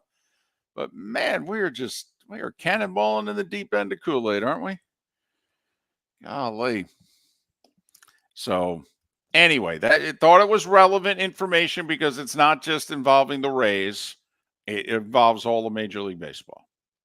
And because when they go to 32, the playoff system will change and the divisions will change in some way, shape, or form. They have to. Also, Manfred's in his final contract. He has said that. And it runs, I think, till the end of the decade. I think Manfred's commissioner till 2029. And Rob clearly wants to do all this under his watch. He does. He wants to get this done. Rays put a shovel in the ground next spring. Great. He'll look at the A's and be like, yes or no on Vegas. And I need to know now. Because then we got to do this expansion thing, and I at least, whether I'm there for the shovels in the ground or I'm there for opening day or not, it doesn't matter. But we are getting this done under my watch. And oh, by the way, I got to negotiate another deal with the union before I'm done too. I got expansion and another CBA I got to deal with. And then and I got to get the robot umpires. Think about what he will have accomplished in his tenure. I know Seth hates Manfred. Yes. But the pitch clocks will have expansion, robot umpires, expanded playoffs. There's a lot that Rob Manfred's going to do during his time as commissioner of baseball. Yeah. And by the way, he's going to get expansion and not share any of that money with the players. Now, it'll be 52 new jobs with 2 more major league teams and a 26-man roster. Oh, and the other thing he's going to have to do, Mark, before he leaves, I think the Fox TV deal's up in 2028. And ESPN is reportedly bailing out of Major League Baseball after next year. Oh, yeah, and he's got to get the whole Bally's regional channels deal fixed as well, because right now you got way too many baseball fans who can't see their teams play, which really in this day and age is an awful stain on his legacy, whether it's his fault or not. This is like, you're the quarterback, you're the number one politician in the state or the country, the credit and the blame falls on you. You're the commissioner of baseball right now, and baseball fans all over the country can't see their team play. I mean, I'm sorry, that's on you. And seemingly, I know behind the scenes, I'm sure they're trying to do something about it, but we're hearing nothing about that. When the whole Diamond Sports thing was going bankrupt, we heard, hey, we're going to take it over. We're going to do this. We're going to do that. Now we hear, nothing. Nothing. Last year at this time, Rob Manfred was like, we're going to take care of it. We're going to jump in. We'll finish out the year. We'll pay the bills if we have to. We're going to get this worked out. It seems as if Manfred and baseball have trusted the bankruptcy court system, which keeps, as we're seeing, getting extended and extended. Manfred, I think, thought Bally's was going to be out of business before opening day, and he was going to be able to jump in and do what he wanted. And now you're seeing basketball and hockey franchises that are jumping in and making changes before next season, because next season's only 3 months away. Miller and Moulton.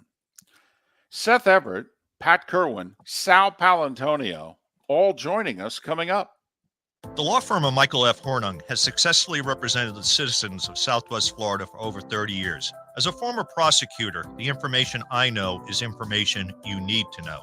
If you've been arrested for a DUI, a criminal matter, or involved in an auto accident, call the law firm of Michael F. Hornung. I'm a local attorney with local knowledge to assist you through the process. For a free consultation, call 239-437-0095. That's 239-437-0095. Offices in Fort Worth. Located on the East Trail, locally owned Naples Tiki Bar and Grill is an outdoor eatery next to the Hitching Post Shopping Center. Island-inspired food with a true tiki theme. The best place in Naples to enjoy the beautiful weather in Southwest Florida. The Naples Tiki Bar and Grill offers a great menu for dine-in or takeout. Enjoy our famous pulled pork, huge burgers, and tiki bar cocktails. Don't miss happy hour every day from 3 to 6 and live music 7 days a week. See you soon at the Naples Tiki Bar and Grill, 11498 Tamiami Trail East. Visit Jason and Todd at the Diamond District. Todd, have you noticed every jewelry store in town sounds like a broken record? I do. We're all saying and claiming the same thing. Largest selection, lowest prices, non-commissioned sales team. It's the same tune over and over. Exactly. It's just noise. Jason and I aren't all talk. We walk the walk, brokering diamonds directly, giving you the best value on GIA certified diamonds. That's right. We're not just selling jewelry. We're living and breathing it. It's our passion, and we're for real, not hired voices on the radio reading scripts. Come explore our collection of GIA certified diamonds and diamond jewelry with our curated assortment of rare and exotic gemstones. Also, we're excited about our previously enjoyed Rolex timepieces, as well as our large estate jewelry collection. Skip the noise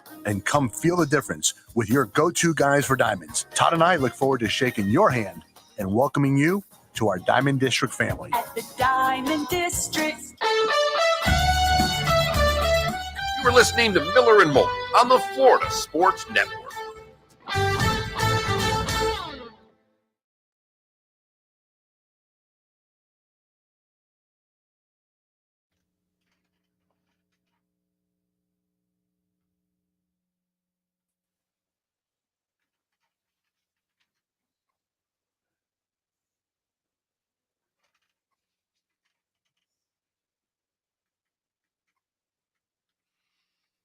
I've got to admit, sometimes the fact that we're on 5 radio stations across Florida and Alabama and we're doing the show the way we are is hysterical.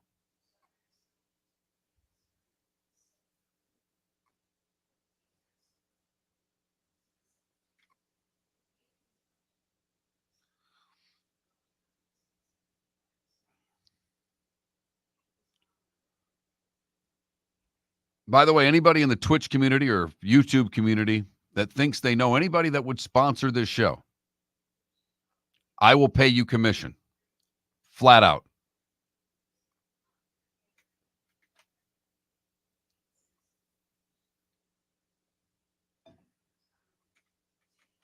Because we are at a crossroads. We will explain not coming up today, but we will explain shortly. But we are at a crossroads on this show.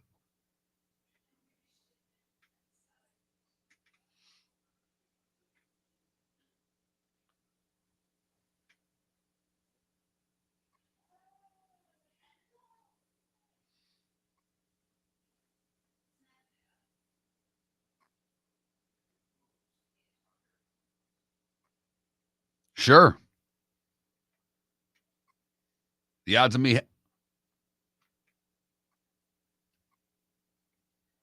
Whoops. I didn't turn mine off. I turned David's off. Thank you. It's the first time I've done that in a long time.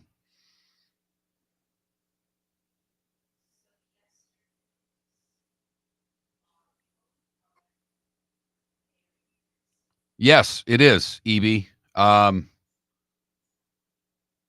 Send me an email, mark@millerandmoulton.com.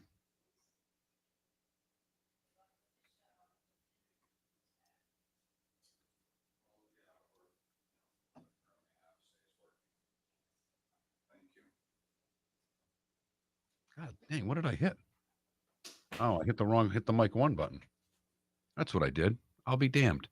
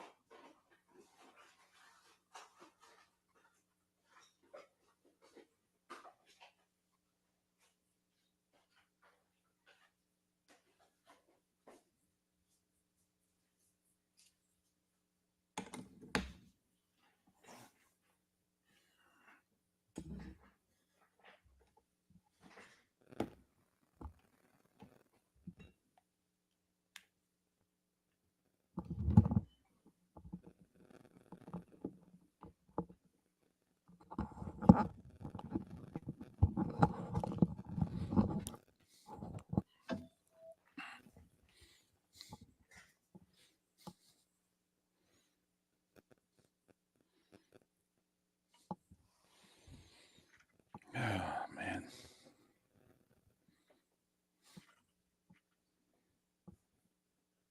Probably not, Feeney. Probably be just the two of us for a while.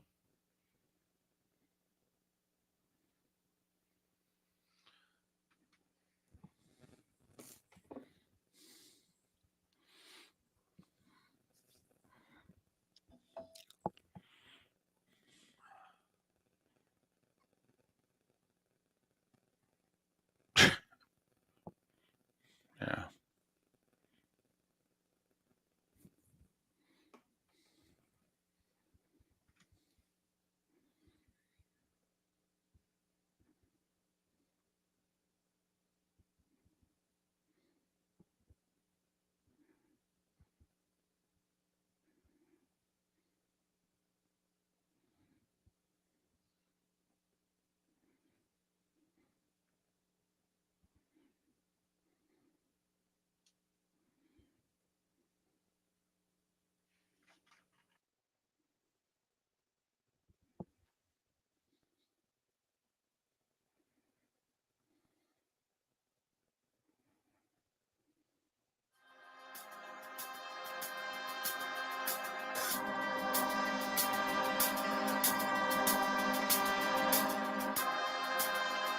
You're listening to Miller and Moulton, only on the Florida Sports Network. And now, here's Mark Miller and David Moulton. 22 minutes till the top of the hour. Seth Everett will join us at that point in time. Pat Kirwan joins us 1 hour from now. Sal Paolantonio at the start of our bonus hour. That's in the 239 and the 904. For those of you listening who don't get the bonus hour, well, wait till late in the morning, millerandmoulton.com. You can download what you missed. And you could download our interview with Sal Paolantonio, which is coming up in a little more than an hour's time. We'll obviously talk football with Sal Pal. Our poll question, it's National Hot Dog Day. And so if given a choice, you can only put one thing on your hot dog. What would the condiment of choice be? Ketchup, mustard, sauerkraut, chili. Mustard winning big. Ketchup, though, comfortably in silver medal position. I thought chili would challenge ketchup. I did too. I'm a little disappointed in chili's backing. I mean, is it holding off sauerkraut? I mean, it's close. Barely. I mean, it's got sauerkraut doubled up, but I'm telling you, it's like a vote away. I mean, basically, nearly 60% are saying mustard, a little over 30% are saying ketchup, and the rest are between chili and sauerkraut. So we're going to talk a lot of football coming up on this hump day. Brandon Ayuk requested a trade yesterday. Mark, gut feeling, are you inclined to pay Ayuk the going rate of wide receivers? You know, the elite receivers are making in the low 30s. The very good, either number one receivers or outstanding number two wide receivers are making between like 23 and 28. Are you inclined, and you could be the Niners or you could be any other team of your choice, are you inclined to pay Brandon Ayuk? I am. I think he's that good. I'm not going to pay him in the first tier, but I'll pay him in that second tier, that 23 to 28 you're talking about. Try to get him in there. I think that's where St. Brown and others that I think he is in similar comparisons with would get that kind of money, or he could get that kind of money. And I think what they'll do is they'll get rid of Samuel after this year. See, I think they're going to get rid of Ayuk. And I don't know if they're going to get anything for him or if they're just going to let him walk.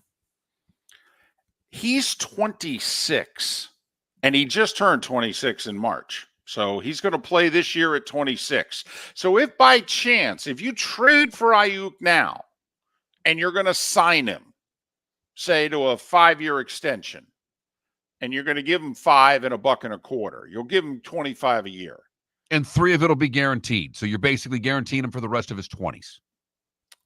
So let's just say he plays out this year under his current contract, and then your 5-year deal is when he's 27, 8, 9, 30, and 31, and you're guaranteeing, as Mark said, 27, 28, 29, and probably half of 30.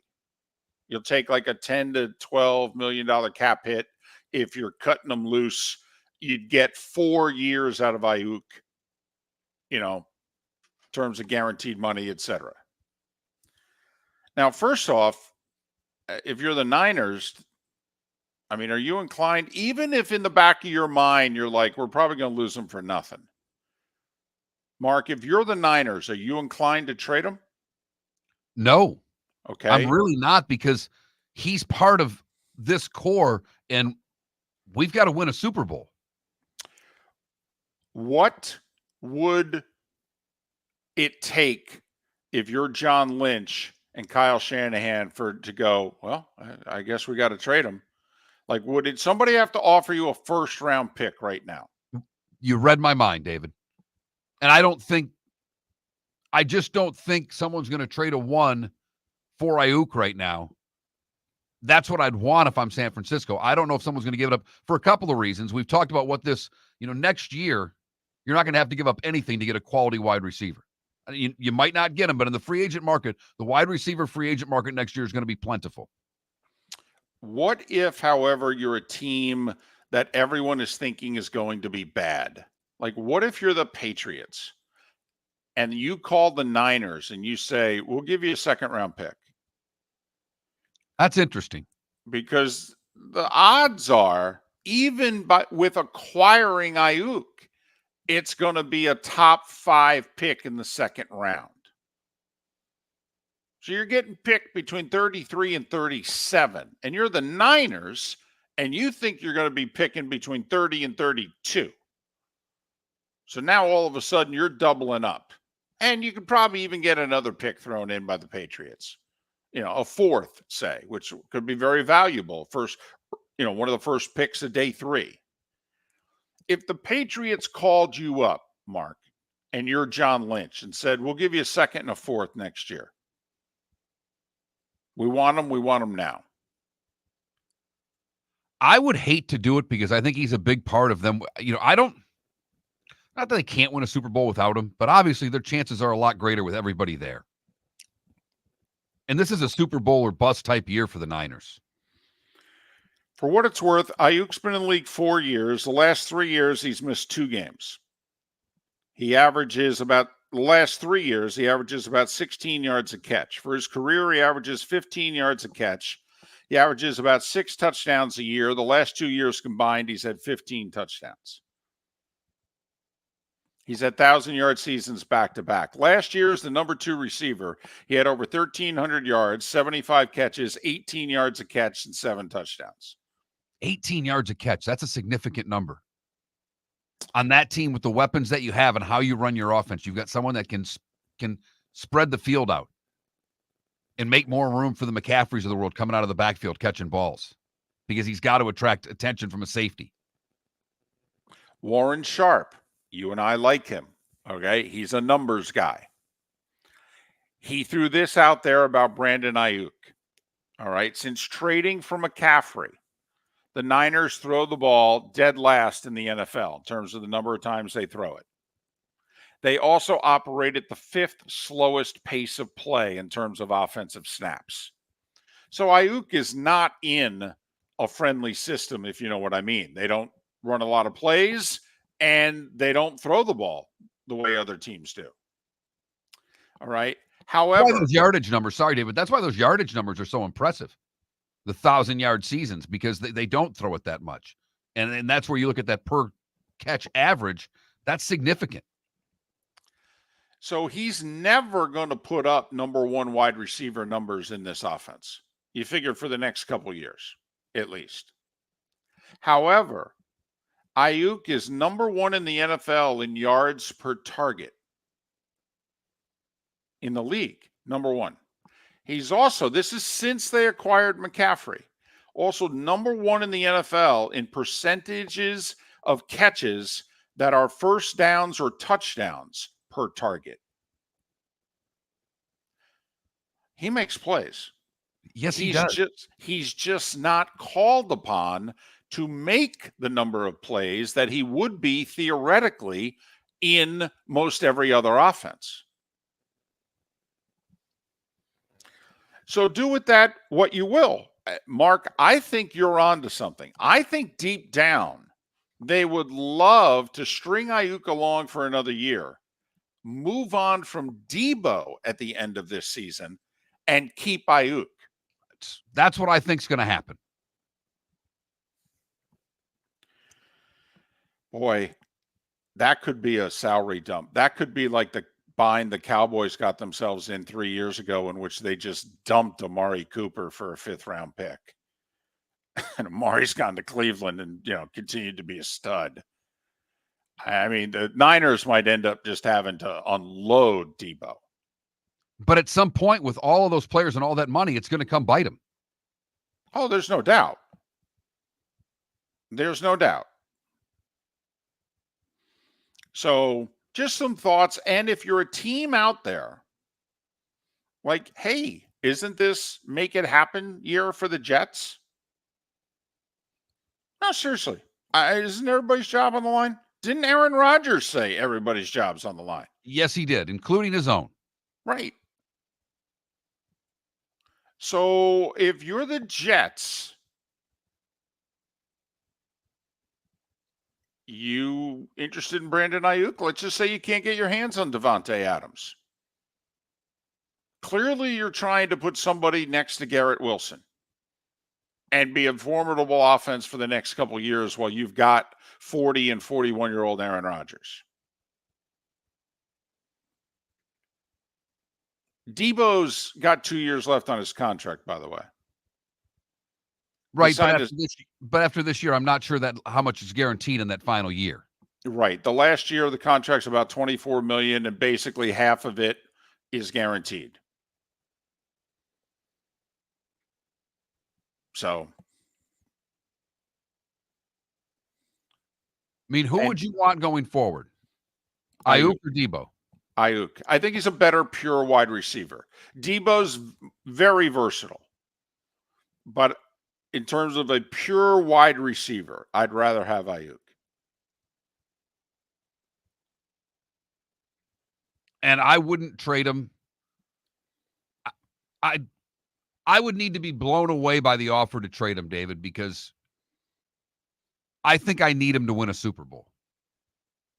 I really do. By the way, Debo is 2.5 years older than Ayuk. So at the end of this season, Ayuk will be a couple months away from turning 27. Debo will be half a year or so away from turning 30.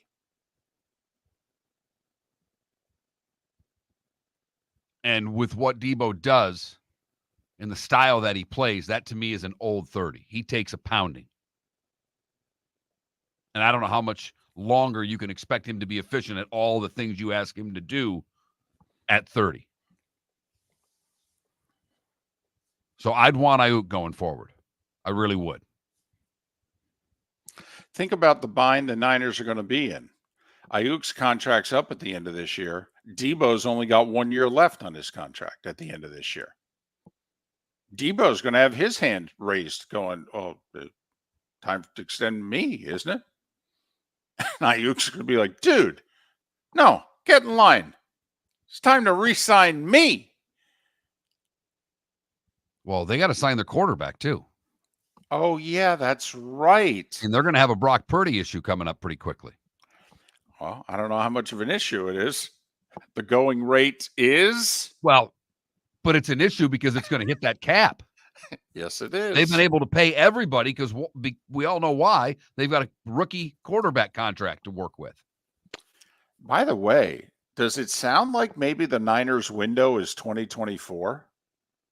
Think about what we're describing here.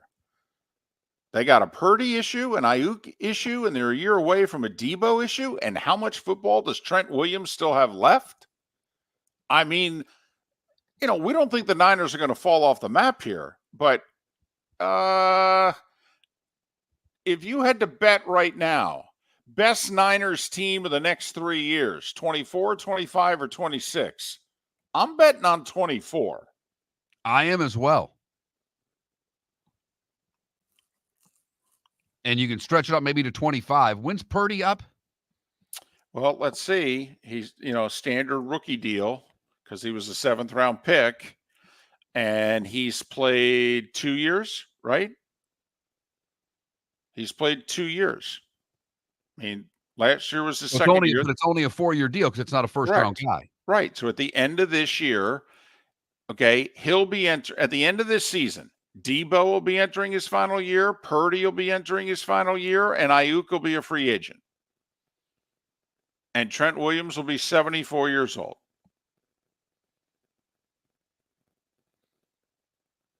So the Niners have issues. And they got to figure out where it is. And I would not trade Ayuk. Even with all those things we described, I'm not getting rid of Ayuk. Well, I'm not either. I'm going all in this year. I'm just trying to get a ring. I mean, we haven't won one in 30 years, We've won a lot of games in 30 years. We haven't won a ring in 30 years. Kyle Shanahan's like, I've been on the losing end of 3 Super Bowls, 2 as the head coach. I had to lead in the 4th quarter, all 3. I ain't trading anybody. Miller and Moulton.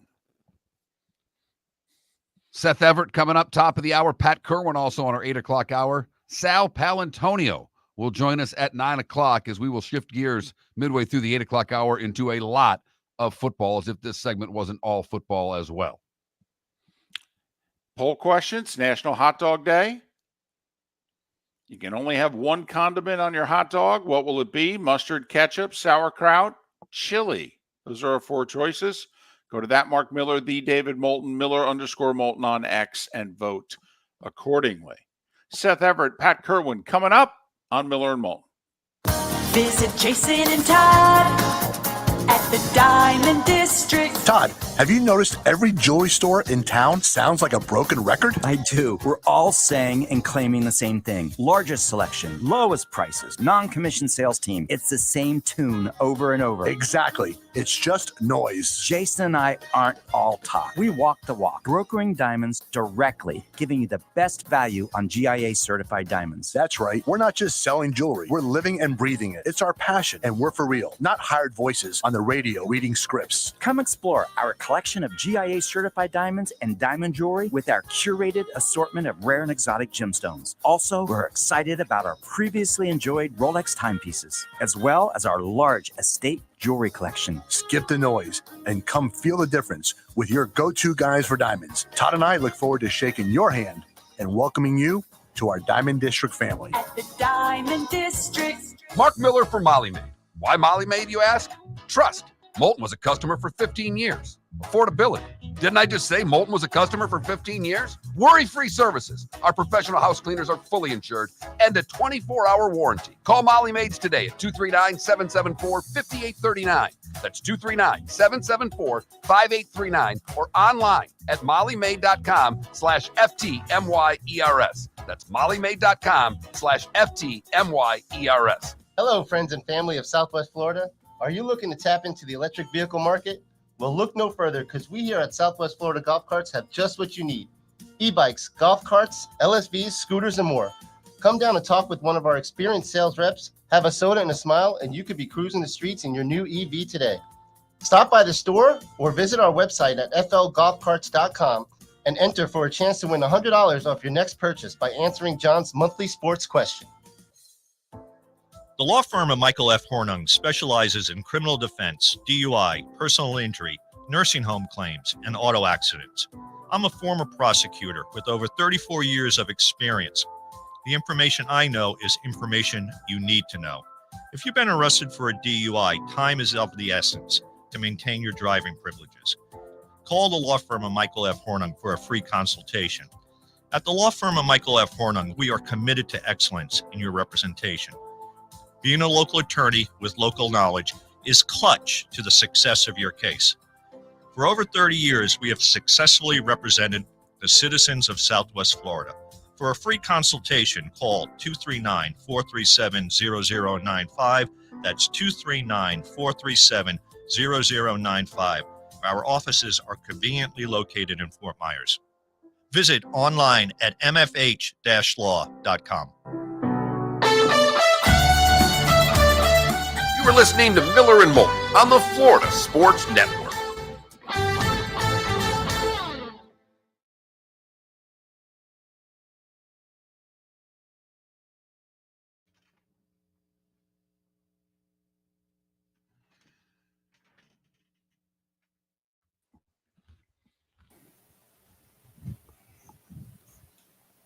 Hello, Seth. Hello. How are you? I'm okay. Been up since 3:30. iHeart for iHeart fun. Had to do 19 30-second reports for the East Coast. Atlanta, Baltimore, Carolina, Cincinnati, Cleveland. I feel like we didn't start the fire. Miami, New England, New York, Orlando, Philly, Nice. Pennsylvania, Pittsburgh, Tampa, Virginia, DC. Yeah. Nice reference there. I like it. We didn't start the fire. Mm-hmm. That was nice. That was solid. Yeah, thank you. It dates you, but it's fine. It's fair. Okay. By the way, very quickly in our Twitch chat room, Sonny, Tiger's a slow player, so I don't see how it'll hurt. And Ambient, Miller and Moulton are always big fans of investing in offensive linemen. Also, only 2 of the 4 years are guaranteed. So it's a really good contract for both. All right. Back to Seth, already in progress. We ever listen to Imus? Oh, I was a huge... Mike Breen continues. Yes, I was a huge Imus fan. Grew up with Imus. when he was on cocaine in the 70s and he was calling Idi Amin in the morning. I interned for him. Really? Yeah. And his sidekick, his news guy, Charles McCord. Yeah. Charles McCord, middle name Everett.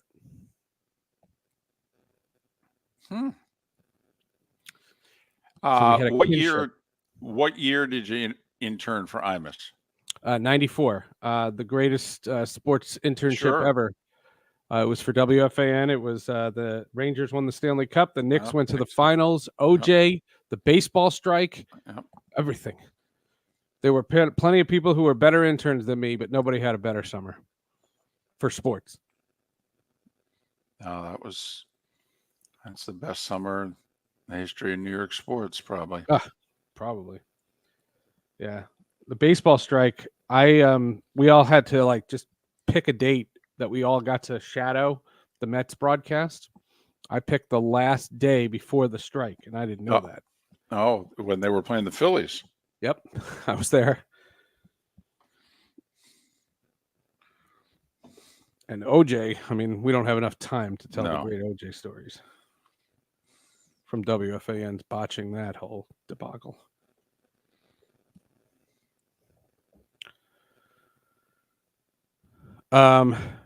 Give me 90 seconds to promote Sports with Friends, just because I got to give some context to it. It doesn't make a lot of sense unless you tell the story. Oh, okay. I mean, the segment ends at the same time every week, so no. But I know. Sometimes you go. I know. 10 Seth, seconds. What do you got? Yep, got it. No, Seth, we really know how to do this. I mean, no, I'm not telling you how to do your job. I was lighten saying up. I have a story.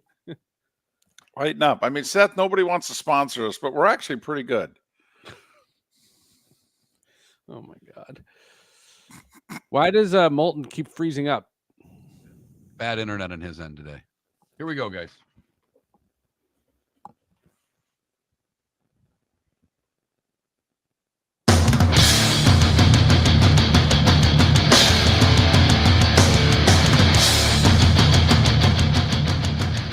You are listening to Miller and Moulton, exclusively on the Florida Sports Network.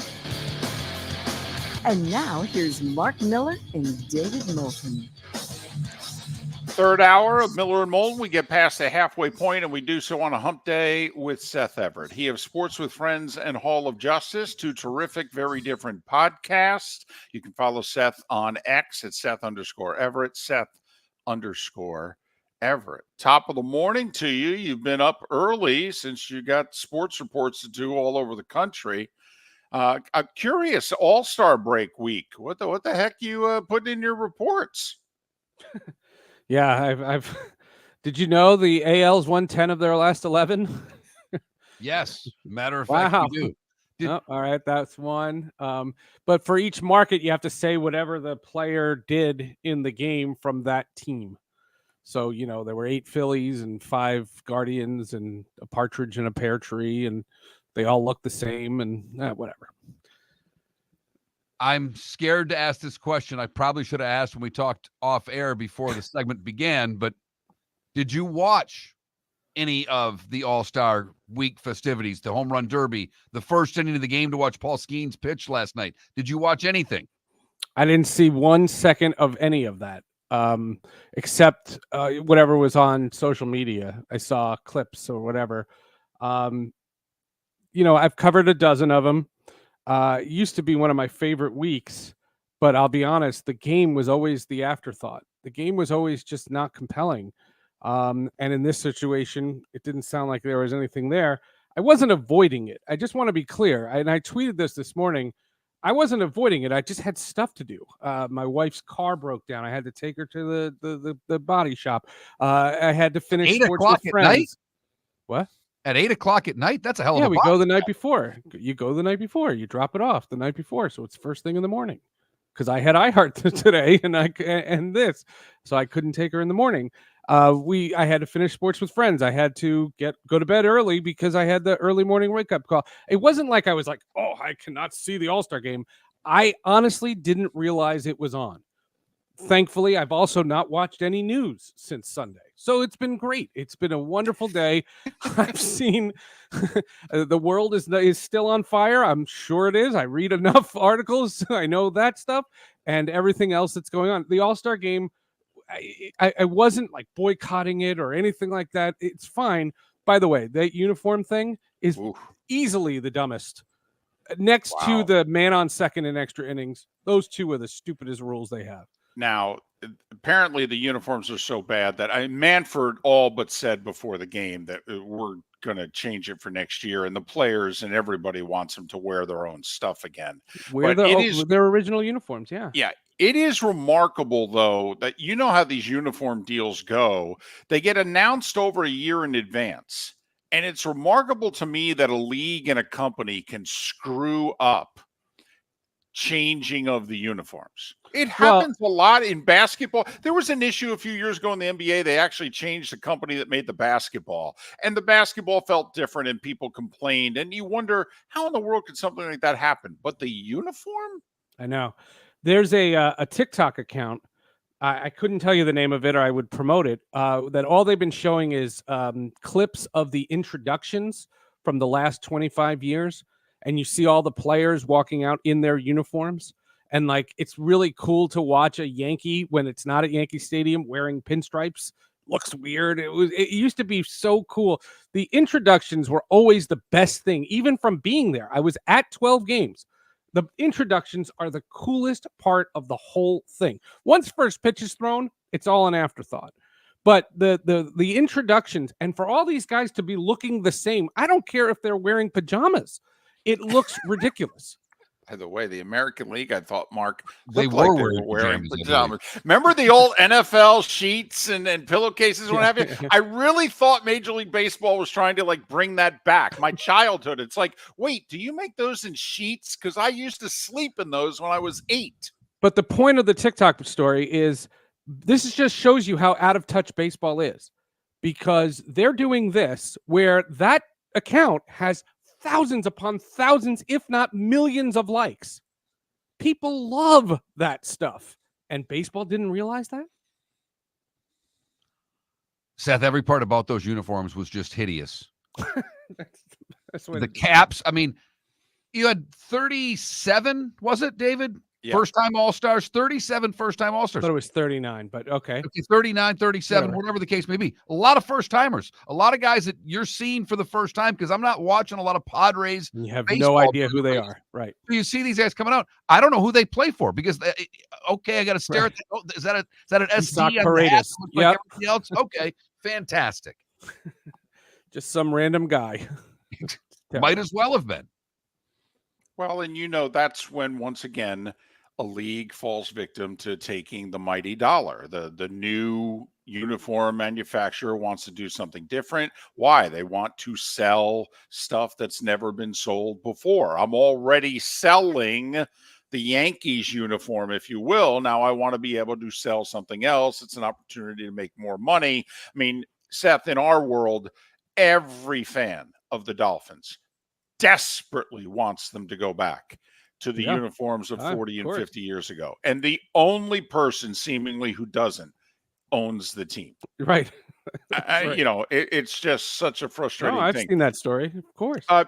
Can we talk about something, though? And it's a topic that you like. You get to beat up on the commissioner of baseball. But in all seriousness, a year ago at this time, which you pointed out, he was saying, we're going to fix the problem. You can't see the games. We'll step in. We'll spend the money. Yeah. Right. Well, clearly he bet on the bankruptcy courts declaring Bally's bankrupt before opening day, and they've done anything but. And so now he's in a bind. If you're Manfred, in all seriousness, what, if anything, can you do? It's like a president that can, with an executive order. If you're Rob Manfred, okay, I can't see the Rays and the Marlins because I'm a cable customer in the state of Florida and they don't have a deal with that dominant cable company. What, if you're Rob Manfred, can you do, if anything, about that? Nothing. They can't do anything. And the evidence of that is last year when teams were relinquished of their rights, like Arizona and like San Diego, baseball jumped in. They were like, "Oh, don't worry, we'll create the broadcast, we'll produce it, you'll see it on anywhere." But with this situation, they can't do it because if they make Braves games available in Atlanta that are on Bally's, but Comcast doesn't have Bally's and you can't watch it, right? It's the same thing that you guys are dealing with the Rays. It's 6 of one, half dozen of another. You can't violate the contract that the Braves have with Diamond Sinclair, which is Bally's network. And if you did, then you'd have the Yankees upset, the Mets upset, the Red Sox upset, the Nationals upset, the Orioles upset, because those are the 5 money-making regional sports network rights deals. And he has 30 bosses, essentially, Rob Manfred. His hands are literally tied. He can't do a thing because as much as Diamond has screwed the fans, Manfred can't violate the contracts with the profitable ones because then they'll raise holy hell. This is an owners versus owners fight, and the players are going to sit back and watch. And the fans obviously are the big losers. Oh, they're screwed. Yeah, they're very screwed. I mean, there's no. I've said all along. I've gone on social media and I've told people if you can jerry rig a VPN and make your device think that you're in Montana, then you can watch out of market games on MLB.TV. Oh, and by the way, that's $80. Like it's not free. There's so much wrong with what has taken place with regional sports networks, and baseball can't do a thing. And in 2024, the sports fan doesn't care what the reality is, because to them the only reality is, how in the world can I not see my team play in 20? Well, I'd love to blame Manfred for this, but I can't. It's not his fault. No, I was just wondering, is there anything that he can do? Can he just violate the contract and pay the fine? It's not. It's not a question of a fine. He would then offend the owners that have regional sports network deals that are profiting. Okay, all right. Let's play the Mets, Yankees, Red Sox, Orioles, and Nats here for a second. What do I care what he's doing so that Braves fans can see the Braves? Oh, but he cares. He doesn't want to do that. The fan, yes, from the fan perspective, sure, but he has to recognize that all 30 owners, he works for them. He's not the boss of them. He has no power in this whatsoever. But you don't think he could convince 5 or 6 owners to take one for the team? No, take one for the team. Well, I'll tell the story real quick. When I was with the Mets, I asked the sales director if he would do 5 seconds less of a commercial to let the announcers come back from break early to set up the inning, and they laughed at me. They won't give up a second, let alone let you have blackout restriction, all of that stuff. It's been in place to protect the RSN. Gotcha. All right. Sports with Friends, Hall of Justice. You said you needed a little time today, Seth, so the floor is yours, sir. Joel Sherman of the New York Post and MLB Network is my guest this week. In 2020, he wrote an 8-part series during COVID when there were no games. He wrote an 8-part series retelling the story of the 1990 New York Yankees. A last-place team. Andy Hawkins threw a no-hitter and lost. George Steinbrenner was banned for life from baseball, and the fans cheered. Mel Hall was dating a 15-year-old girl, and everyone knew about it. The 8-part series has been turned into a 3-part documentary called Bronx Zoo 90. It's on Peacock. I was 16 and a Yankee fan growing up. I saw every game that year. So did my father. And I didn't know half of these stories that had happened. It is one of the craziest documentaries I've ever seen, and it comes from Joel Sherman. So this week, we're talking to Joel about the original covering of the team, and then next week, I'm talking to the executive producer. How did they turn that into a documentary? It's Bronx Zoo 90, and Joel Sherman's great on the podcast. Hall of Justice? Star Wars, The Acolyte, the review. The Acolyte just had their finale yesterday, and we have the review today. Or tomorrow. Seth Everett, Sports with Friends, Hall of Justice. Follow him on X at Seth_Everett. Yes, the world is still on fire. And the sports world is very slow right now. So if at any point in the next 72 hours you want to start paying attention to either, okay, you can pick up where you left off. The Andy Hawkins is in the documentary. They interview Mel Hall in prison.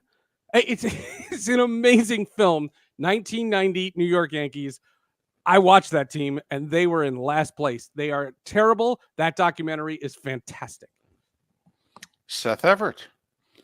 Pat Kirwan to join us in 25 minutes. Sal Paolantonio coming up. Hello, friends and family of Southwest Florida. Are you looking to tap into the electric vehicle market? Well, look no further, because we here at Southwest Florida Golf Carts have just what you need. E-bikes, golf carts, LSVs, scooters, and more. Come down and talk with one of our experienced sales reps, have a soda and a smile, and you could be cruising the streets in your new EV today. Stop by the store or visit our website at flgolfcarts.com and enter for a chance to win $100 off your next purchase by answering John's monthly sports question. Mark Miller for Molly Maid. Why Molly Maid, you ask? Trust. Moulton was a customer for 15 years. Affordability. Didn't I just say Moulton was a customer for 15 years? Worry-free services. Our professional house cleaners are fully insured and a 24-hour warranty. Call Molly Maids today at 239-774-5839. That's 239-774-5839 or online at mollymaid.com/FTMYERS. That's mollymaid.com/FTMYERS. The waterways of Naples are a beauty to behold, and the Bayfront Inn has multiple ways for guests to enjoy the water and have some fun. Gather your family and friends and enjoy a leisurely day on the water with a pontoon or deck boat. If you prefer to explore the waterways without a motor, the Bayfront has canoes, standboards, and kayaks. At the end of your journey, enjoy lunch or dinner at the Bamboo Tropical Bar and Grill. The Bayfront Inn. Something for everyone. On 5th Avenue in Naples. Located on the East Trail, locally owned Naples Tiki Bar and Grill is an outdoor eatery next to the Hitching Post Shopping Center. Island-inspired food with a true tiki theme. The best place in Naples to enjoy the beautiful weather in Southwest Florida. The Naples Tiki Bar and Grill offers a great menu for dine-in or takeout. Enjoy our famous pulled pork, huge burgers, and tiki bar cocktails. Don't miss happy hour every day from 3 to 6 and live music 7 days a week. See you soon at the Naples Tiki Bar and Grill, 11498 Tamiami Trail East. You were listening to Miller and Moulton on the Florida Sports Network.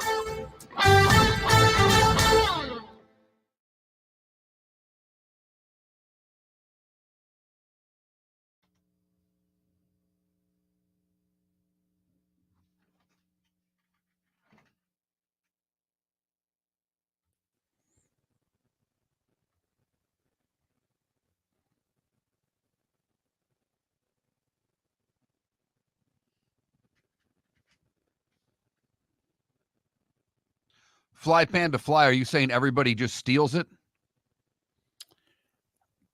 Was that your point, that everybody just is using some sort of free service? A free illegal service, I should say.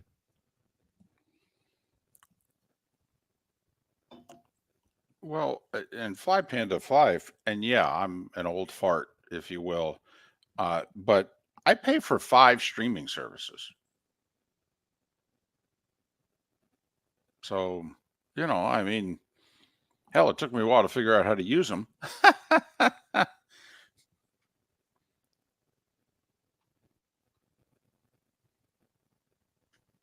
I'm guessing for dating a 15-year-old, but I don't know.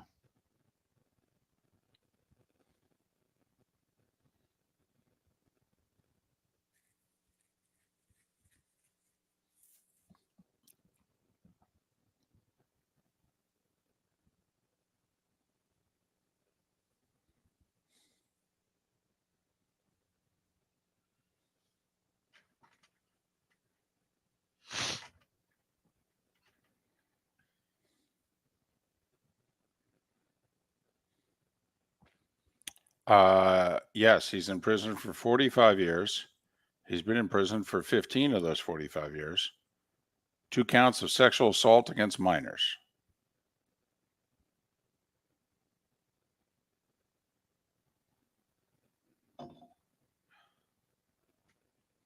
The earliest he can get out on parole is in 7 years.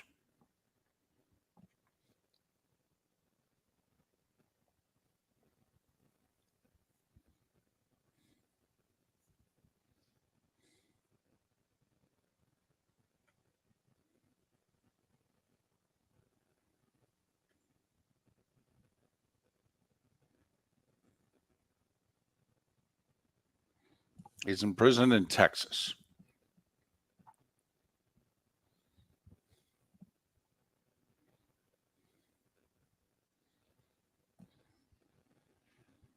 In case you wanted to send letters.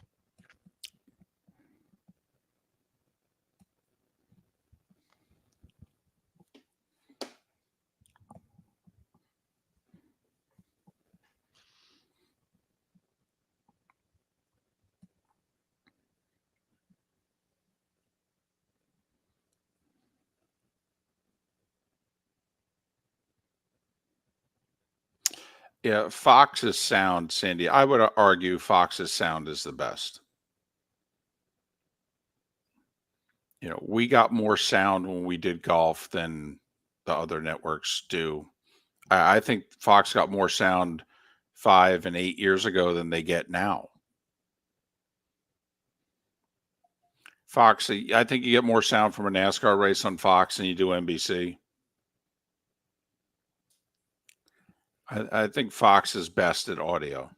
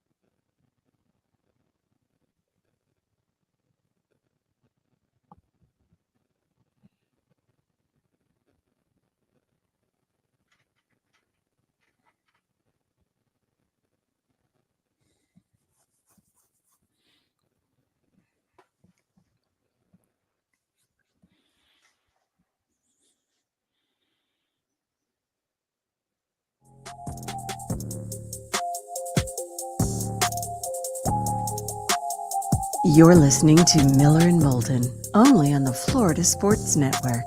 And now, here's Mark Miller and David Moulton. Pat Kirwan coming up in a little more than 15 minutes. Sal Paolantonio coming up at the top of the hour. That's in our Diamond District bonus hour in the 239 and 904. If by chance you don't get that hour, wait a little bit, late morning, go to millerandmoulton.com and you'll be able to download our interview with Pat and Sal Pal. We just got done talking with Seth Everett, Sports with Friends and Hall of Justice. Our poll question today, it's National Hot Dog Day. We give you one condiment of choice, ketchup, mustard, sauerkraut, chili. What's the condiment you put on your dog? And over half of you say, oh, I'm going with mustard. Half of you've got the answer right. So I'm proud of you. Over a quarter of you, though. Last glance, 28% of you say your condiment of choice is ketchup. Ketchup. Didn't know my daughter was voting on the poll question. Yeah. My mom might have voted in her first poll question also. That's her vote. Is she a ketchup only hot dog person? Yes. I believe so, because I've never seen my mom have onions or anything on it. So no, she's ketchup only. Yeah. It's appalling. It is. But then again, I mean, we do food so differently. I cook my meat. My mom wants it, 20 seconds on one side, 20 seconds on the other, still talking in the middle. That's how she likes her meat. I want my meat cooked. Not cooked, but I want it cooked. So, we're different. We all are. Yeah. So there's no doubt there. That's our poll question. That Mark Miller, the David Moulton, Miller_Moulton on X. Vote accordingly. Texans training camp underway today. Full training camp. Rookies and veterans and everything. Yeah. 15 days away from the Hall of Fame game, baby. Huh? Listen, you and I can't lie. We can't fake it. We think preseason football is ridiculous. Okay. The only thing that counts are the injuries. Okay. We're not going to watch. If I didn't have to be at the game to get paid, I'd pay no attention to the Hall of Fame game. I might have watched the opening kickoff because I just want to see the new formation and, how it is that, the Texans or the Bears are going to try to, are they just going to pound the sucker through the end zone, or are they actually going to try to put it high in the air and catch it on the 8? I don't know. I might have watched the opening kickoff. Otherwise, I'm done. I think there will be some teams that in preseason will just kick it through the end zone every time because they're not going to want to show anybody what their plans are. I don't know how much we see in preseason. I think they're going to work on it extensively in training camp. But I don't know how much they're going to let people see what it is they're going to do. Like, I can't imagine Mike Westhoff giving a tell on preseason of what he has planned for these new kickoffs because he's got things, he's got ideas. He thinks he's got ways to break this down. We've talked about it. I think the only thing you may see that's a tell, and, you got to be a real goober to go here. But when we talked with Mike Westhoff a month or so ago, and he said, listen, I'm not going to tell you what I'm going to do, but I'm going to tell you some of the things in which I think it might be a little different. He did say it will be interesting what teams do in terms of the personnel they put on the field. In the past, you wanted to create, and even though they've outlawed the wedge, but, you still had some bigger guys on the field that theoretically are going to make the block on the 20 or 25-yard line. And Mike wondered if you were going to go all wide receivers and DBs. Were you going to go almost all linebackers and, edge rushers? What he was curious as to what all the special teams coaches are going to decide to do in terms of the 9 non-guys that they want to catch the ball on the field. And he did think that basically your outside guy on whatever side, when you kick, if the ball is kicked to the opposite side, he thinks that guy's irrelevant now. He thought that there were ways to break plays on this. Big plays. That if you get through the first level, David, what's there? Well, that's what I think. I think this is going to be a lot of boom or bust. I think there's going to be an awful lot of teams starting inside the 20, and I also think we're going to have 25 touchdowns on the kickoff return. Wow, that would be fascinating because if you get all of those possessions starting inside the 20, what statistics show us is it's a lot more difficult to score a touchdown. It's why they moved the touchback to the 25 to give a team a shorter field. If you're giving them a longer field, you would think perhaps this would bring scoring down, and they might take the rule out the next year. I mean, they're all about scoring in this league. I can't imagine that if scoring goes down, they're going to be that they wouldn't tweak this somewhat. Do you know how many kickoff returns there were for a touchdown last year? No idea. Where would you even think of taking a guess? Under 10? Definitely. And I was thinking under 5. Wow. You would have won both showcases. The number was 3. There were 3 kickoff returns in the league. In the league for a touchdown. The Texans had 2 of them. So that's right. The Houston Texans with 2, 31 other teams with 1. And we didn't have a single kickoff return, period, in the Super Bowl. Okay, maybe 2 dozen's a little high. I do think we're going to have in the mid to high teens, though. I really do. I think we're getting touchdowns out of this new rule. Then that new rule, it will go over like if you're right, David, this new rule will go over like gangbusters. That's a very exciting play. I'm curious as a fan, we get used to something pretty quickly. Where at first it's like, oh, it's outrageous. And within 2 years, we're like, it's just the way it is. We have come to accept that the kickoff is not really a play anymore. I mean, we get excited if somebody returns the kick to the 32. Like, oh, wow, good field position here. Wow, they actually let them return it. I mean, imagine if all of a sudden, somebody leads the league with 4 or 5 kickoff returns for touchdowns. David, the other thing I'm thinking is that Saturdays and Sundays are looking more and more alike. The only real difference between Saturday and Sundays is 1 foot and 2 feet. Not anymore. I mean, the kickoff from Saturday to Sunday is unbelievably different. Mm-hmm.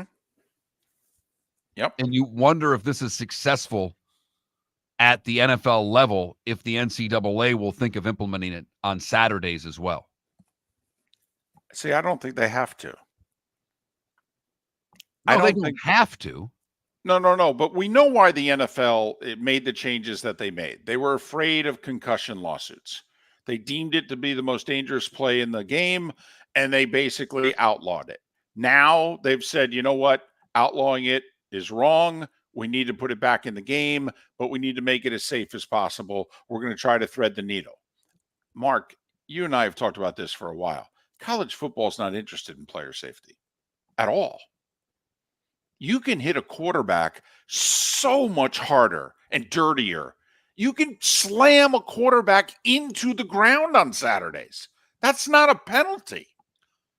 No, David, but I'm just thinking from the standpoint of it's a minor league for the NFL, and I know we all know that, and they try to play that it isn't.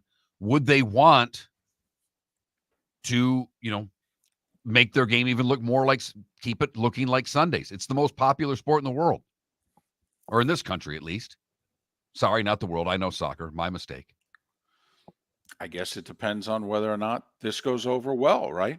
If they're getting more kickoff returns for touchdowns on Sundays than they are on Saturdays, with 4 times more teams on Saturdays, maybe they will change it. Pat Kirwan to talk more football next. Hello, friends and family of Southwest Florida. Are you looking to tap into the electric vehicle market? Well, look no further, because we here at Southwest Florida Golf Carts have just what you need. E-bikes, golf carts, LSVs, scooters, and more. Come down and talk with one of our experienced sales reps, have a soda and a smile, and you could be cruising the streets in your new EV today.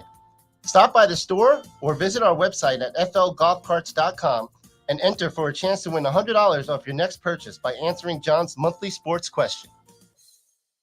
Visit Jason and Todd at the Diamond District. Todd, have you noticed every jewelry store in town sounds like a broken record? I do. We're all saying and claiming the same thing. Largest selection, lowest prices, non-commissioned sales team. It's the same tune over and over. Exactly. It's just noise. Jason and I aren't all talk. We walk the walk, brokering diamonds directly, giving you the best value on GIA certified diamonds. That's right. We're not just selling jewelry. We're living and breathing it. It's our passion, and we're for real, not hired voices on the radio reading scripts. Come explore our collection of GIA certified diamonds and diamond jewelry with our curated assortment of rare and exotic gemstones. Also, we're excited about our previously enjoyed Rolex timepieces, as well as our large estate jewelry collection. Skip the noise and come feel the difference with your go-to guys for diamonds. Todd and I look forward to shaking your hand and welcoming you to our Diamond District family. At the Diamond District. You are listening to Miller and Moulton on the Florida Sports Network.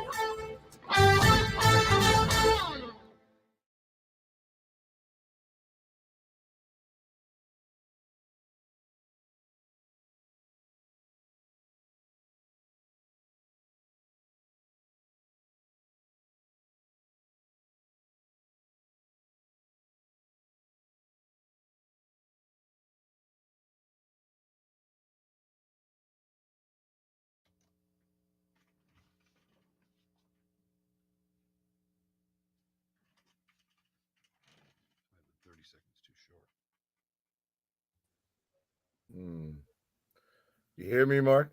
I can now, Pat. Good morning. How are you? Good morning. I was just testing my headset here. So. Yep. Until I pull you up on the screen, I can't hear you. So we've got to pull everybody off for the Jacksonville affiliate because that's audio or video. So I've got to put that little commercial thing on there. They don't want anybody talking during that. Oh, so there you go. That's fine. How you been? I'm doing all right. How about you? Good. just getting ready for camp. You know. You've got your. Do you have your order yet of where you're going? Yes, I do. Hold on, it's kind of wild. Let's see. We are. Where did I put that list? We got a couple extra stops this year. I know that. Now you're not going out west this year, right? No. Well, not really all the way out. We don't have to, but New England's first, Buffalo's second, Cleveland's third, Detroit, Pittsburgh, Washington, Tampa, Atlanta.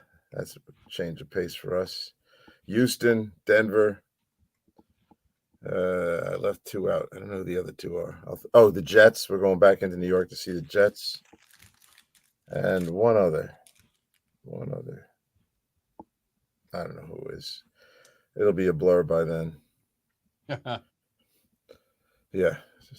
I'm just looking at all my flights. You know, the night stuff, you guys fly enough to know. You have the last flight out of a town, you got a real chance of no flight at all. Yes, you do. But yes, you do. That's how it works out. Between the airlines and the storms, oh yeah. Yeah. You know, people think the winter's bad. Summer in the Midwest and down in Texas and stuff, it's crazier. Tornadoes, all that stuff. We flew around so much one night to avoid stuff that we started to run out of gas, and they landed up in Houston and fill up again.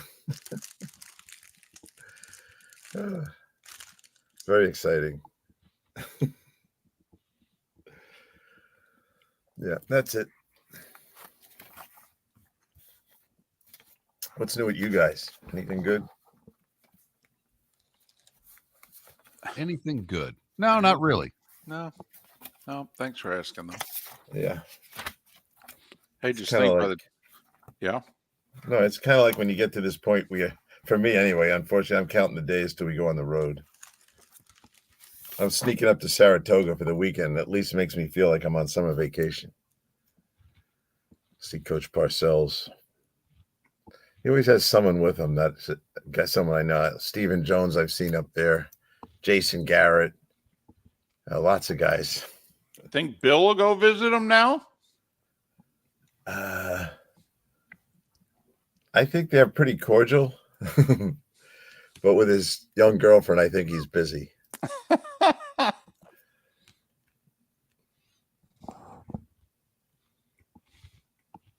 Yeah, he's amazing. I talked to Pete the other day for a while because of Kiff, dying. And we just got into all the stuff about Kiff and how he played defense and the things like I asked Pete on the air, I said, no one ever talks about Kiff's knowledge of offense. They just keep talking about Tampa too. I was with him when we played China all the time. So he wasn't always that. But when I asked him about his knowledge of offense, it was really interesting. He said, you might be surprised, and you might not be surprised, but everyone else is going to be surprised what I'm going to tell you. He didn't know a lot about offense. What he did was he played defense, and he knew the things they were going to have to try to do to attack the defense. And he goes, that's all we worried about. He knew what his defense could stop and how he didn't. It was just interesting that he had this view of offense. Like, yeah, it's over there. No big deal.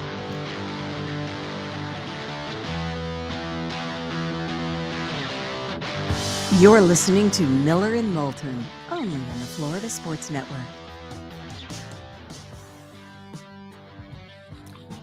And as we approach 22 minutes before the hour, Sal Paolantonio will join us at the top of the hour. It's been a while since we talked to Sal Pal. He's re-released a book that he authored over 15 years ago, and we'll talk to Sal Paolantonio about that. And he's a pretty interesting guy. Navy officer, was in news before he was in sports. So Sal Paolantonio to join us coming up at the top of the hour. Another very interesting guy, Pat Kirwan, kind enough to join us once again. He of Pinchers, or at least brought to you by Pitchers, Tampa to Key West, all points in between. Pitchers where you can't fake fresh. You can hear Pat weekdays, NFL radio, moving the chains 3 to 7. He'll go to work again in about 6 weeks for CBS and the NFL Today show. How are you, Pat? I'm doing great, fellas. And, it's a little bit of a quiet time, but a couple things on my mind. I just wanted to spend 30 seconds for your listeners on Jacoby Jones, who passed away at the age of 40. I knew Jacoby very well. He used to be a regular on our show. The first time I had him on, I said, we got to have this guy every week. He had some very famous things he said. I got to know his mom, Emily. He was so excited to be on our show that he bought his mom Sirius Radio, and he had her listen. Sounds like someone else I know whose mom listens. Just saying. One of the great quotes from Jacoby Jones, and I said, Jacoby, I've been to a lot of colleges. I don't know Lane College. That's where he went. And I said, where is Lane College? And he said, you make a left at the Sunoco. So I said to him, well, what if I was coming from the other direction? Long pause. Then you make a right. Here's the cute story about him, and this, I'll be done with it, but I owe it to him. He bought his mom a seat in both end zones for every game. She went to every game. And he did because he planned on returning a kick or a reception for a touchdown and hand her the ball. So every quarter she switched to the other end. And in the Super Bowl, I was right by her. And I told the guys over there, said, you watch this.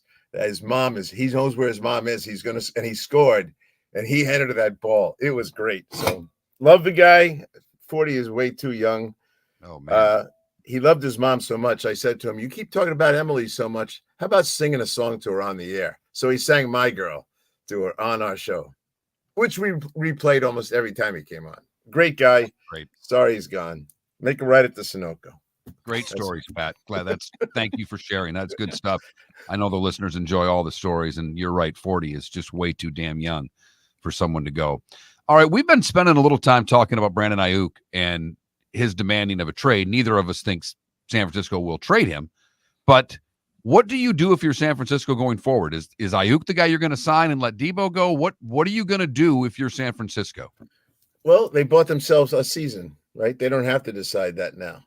And I think they're going to let the production of the year determine what they're going to do. And they control him for a year. They could control him for 2 years if they wanted to. So I think they'll take their time with it, but they're a little bit like Cincinnati.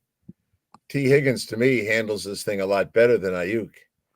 I love when guys, I'm officially asking for a trade. Yeah, okay, go get your stuff on. We have practice in 5 minutes. Thanks for the notice. He's going to play, and that'll be that. And they'll wait to the end of the year, Mark, to figure that part out. I've sat with both of these guys, and my bet is they'll keep Debo. It's the head coach and the mad scientist loves the versatility. And Ayuk's a good player, but I think he can find another receiver. And by the time he has to find another one, Purdy will be completely polished and ready to make someone else a good player. So Debo does too many things, and he's the answer when McCaffrey's down. So that'll be my guess. Debo is about 2.5 years older than Ayuk. Ayuk's contract is up at the end of this year. Debo has 2 years left on his contract. But, Pat, that's what we pointed out with the Niners. Is their window smaller than maybe we think? Because McCaffrey signed, Trent Williams is signed. They're obviously not going to let Purdy go. But Purdy's entering year 3. So a year from now, he's entering his final year. Ayuk's a free agent, and Debo's entering his final year. I mean, is the window for San Francisco smaller than maybe we think?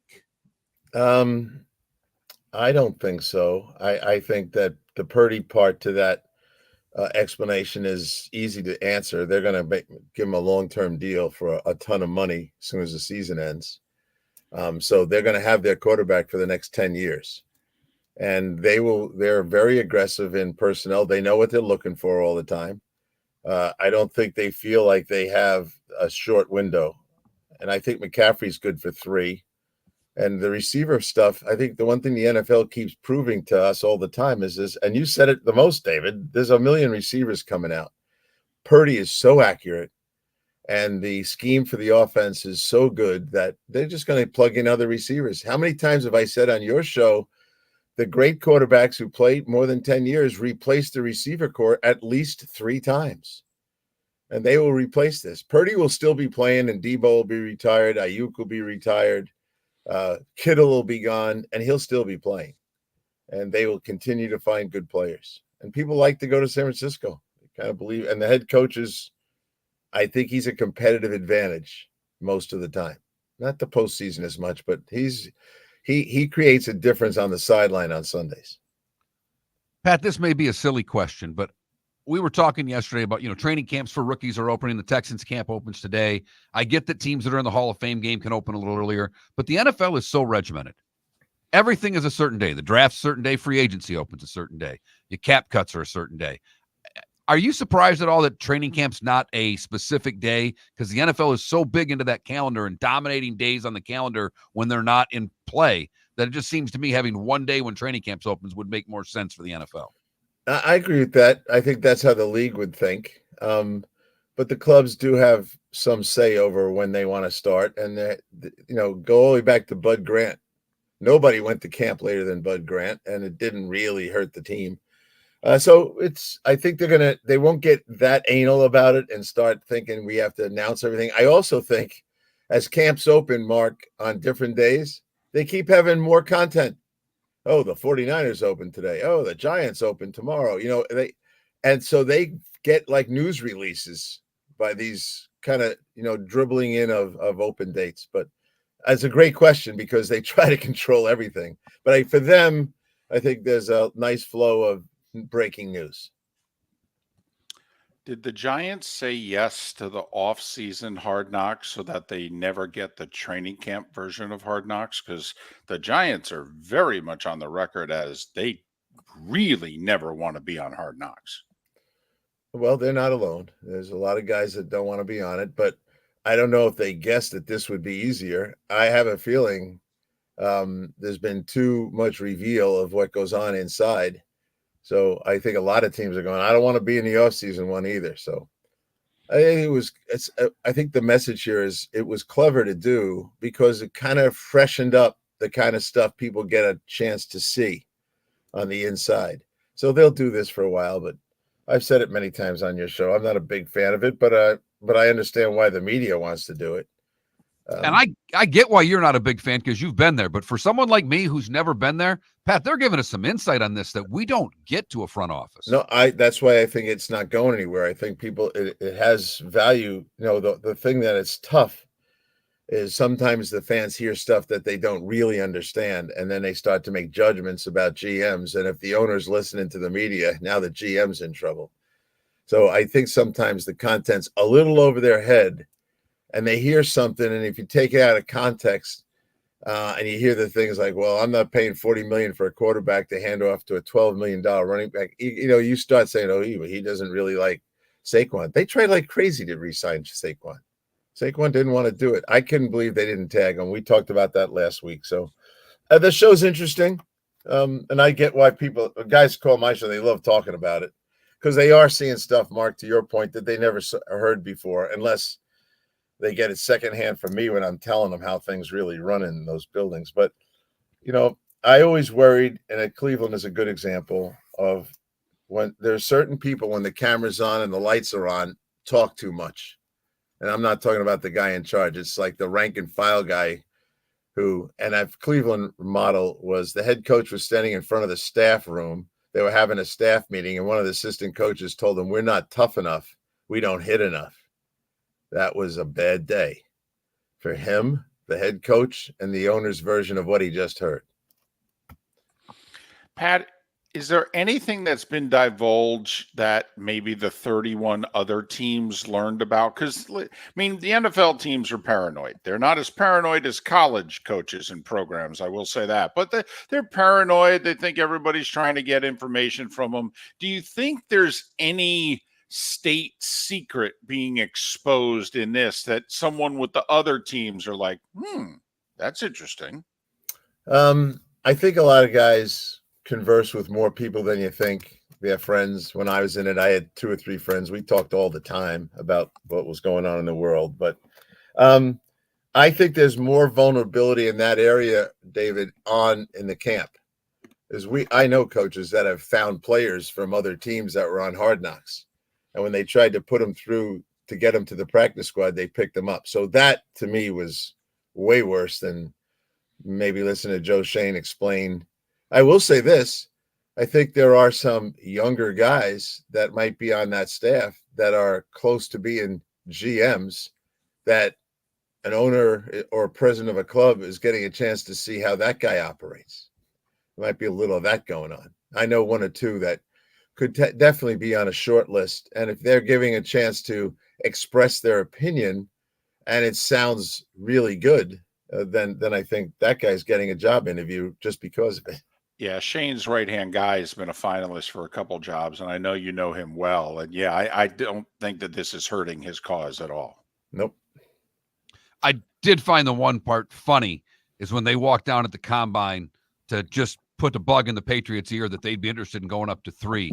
And Shane talking about how that was basically going to Fort Knox when Belichick was there and how much lighter in spirit the room in New England was without Belichick. I found that, I mean, we all kind of knew it, but to hear it from the inside that the Giants were like, well, we can go talk to the Patriots now during the combine. I found that to be a little interesting. I'm interested too, but when I was brought up on my show, I said, Belichick made a lot of trades. Yeah. So he was a guy as weird, he's tough to talk to, but he'll make a deal. He didn't have anyone to deal with. He didn't go upstairs. He didn't have to do anything. Yeah, we'll do it. That's how he was. He was easy to trade with. We were talking a little bit about the kickoff, and I know we talked about this when they did the rule changes 3 months ago, but your gut feeling from talking to the people that you've talked to, do you think the personnel is going to change the 11 that they put on the field? Like, do you think they're going to go all DBs and running backs? Do you think they're going to go every damn linebacker we have and a couple of edge rushers? How do you think that the teams are going to cover these kicks from a personnel standpoint? Do you think it'll be different? Yeah, because they don't have to cover a lot of ground to get to the tackle point. So a lot of guys that are outside linebackers, pass rushers, guys that can beat a single block, that's what they're going to like. So you're going to see guys, and a lot of guys that I've talked to, players, think they're going to be on those units. I say this a lot, and I know I said it on the air here, and I don't hear it from a lot of other people, but I think the kickoff team has a distinct advantage to the return team. And people keep thinking the returns are all touchdowns and long. I don't know. What are you talking about? I know where we're kicking the ball. My cover unit knows it's going to the right box. It's going to the left box. It's a dribble kick in. It's once I know that, I can set up my rush. I can slant the front. I can bring 5 and sink 6. I can do a lot of things, but this is where when the kickoff is the length of the field and you have to run all the way down, they can set up a return. They're not going to get a chance to set up big returns. They're going to get the ball kicked into the box a lot. The field's going to be reduced to about 1/4 of the width, and they're going to slant the cover unit right into it and squeeze the thing. I think now look, the same guy coaches the return that coaches the kickoff. So when I talk to those cats, they're like, yeah, you're right. I said, I bet you have more calls already for the kick team than you have for the return team. I love when there's no sound after that. There's like a minute of, don't say that on the air. Well, and Pat, do you think that preseason is going to show us anything? I mean, I would think these guys are going to kick everything out of the end zone because they're not going to want to show any tells. I don't think there'll be tells, but as Bill Cowher says, and I know I said this on the air, Bill Cowher said to me, he goes, I'm going to let my guys show me what he's got all summer at practice. We're not going to use it in the game. If I don't like it, I'm kicking into the end zone and putting the ball in the 30. I'm not fooling around with a guy that can't do it right. And that's a head coach talking. If you're the Bears, do you play Caleb Williams in the Hall of Fame game? Does it matter? 3 plays, 4 plays, just promotion and get them off. Look, they have no choice there. They're never putting Tyson Bagent in if the kid's struggling. He's out there by himself. This is a little bit like Zach Wilson going to the Jets. No turning back. He's Pat Kirwan. You can listen to him weekdays with his co-host Jim Miller. They are moving the chains 3 to 7 on NFL radio. Pat joins us throughout the season twice a week, courtesy of Pinchers, Tampa to Key West, all points in between, coming soon to Lakewood Ranch. Pinchers, where you can't fake fresh. Sal Paolantonio, he's re-released the book, How Football Explains America. He's next. The law firm of Michael F. Hornung specializes in criminal defense, DUI, personal injury, nursing home claims, and auto accidents. I'm a former prosecutor with over 34 years of experience. The information I know is information you need to know. If you've been arrested for a DUI, time is of the essence to maintain your driving privileges. Call the law firm of Michael F. Hornung for a free consultation. At the law firm of Michael F. Hornung, we are committed to excellence in your representation. Being a local attorney with local knowledge is clutch to the success of your case. For over 30 years, we have successfully represented the citizens of Southwest Florida. For a free consultation, call 239-437-0095. That's 239-437-0095. Our offices are conveniently located in Fort Myers. Visit online at mfh-law.com. Located on the East Trail, locally owned Naples Tiki Bar and Grill is an outdoor eatery next to the Hitching Post Shopping Center. Island-inspired food with a true tiki theme. The best place in Naples to enjoy the beautiful weather in Southwest Florida. The Naples Tiki Bar and Grill offers a great menu for dine-in or takeout. Enjoy our famous pulled pork, huge burgers, and tiki bar cocktails. Don't miss happy hour every day from 3 to 6 and live music 7 days a week. See you soon at the Naples Tiki Bar and Grill, 11498 Tamiami Trail East. Visit Jason and Todd at the Diamond District. Todd, have you noticed every jewelry store in town sounds like a broken record? I do. We're all saying and claiming the same thing. Largest selection, lowest prices, non-commissioned sales team. It's the same tune over and over. Exactly. It's just noise. Jason and I aren't all talk. We walk the walk, brokering diamonds directly, giving you the best value on GIA certified diamonds. That's right. We're not just selling jewelry. We're living and breathing it. It's our passion, and we're for real, not hired voices on the radio reading scripts. Come explore our collection of GIA certified diamonds and diamond jewelry with our curated assortment of rare and exotic gemstones. Also, we're excited about our previously enjoyed Rolex timepieces, as well as our large estate jewelry collection. Skip the noise and come feel the difference with your go-to guys for diamonds. Todd and I look forward to shaking your hand and welcoming you to our Diamond District family. At the Diamond District. Mark Miller for Molly Maid. Why Molly Maid, you ask? Trust. Moulton was a customer for 15 years. Affordability. Didn't I just say Moulton was a customer for 15 years? Worry-free services. Our professional house cleaners are fully insured and a 24-hour warranty. Call Molly Maids today at 239-774-5839. That's 239-774-5839 or online at mollymaid.com/FTMYERS. That's mollymaid.com/FTMYERS. You are listening to Miller and Moulton on the Florida Sports Network.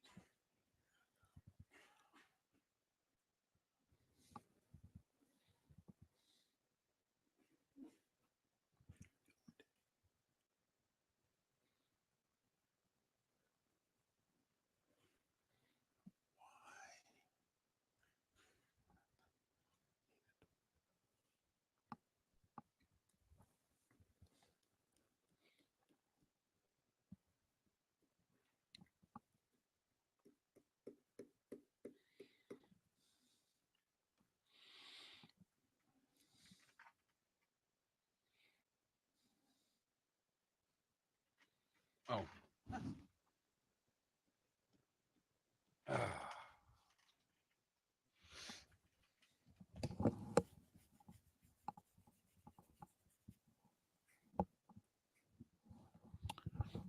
Adam, they haven't decided that. It's a 2-year process. The first year they're going to play in Jacksonville before reduced crowds, but they haven't decided. I think it's 2027 is the year that they have to play somewhere else. And they haven't decided where. The thought is it'll be Orlando or Gainesville.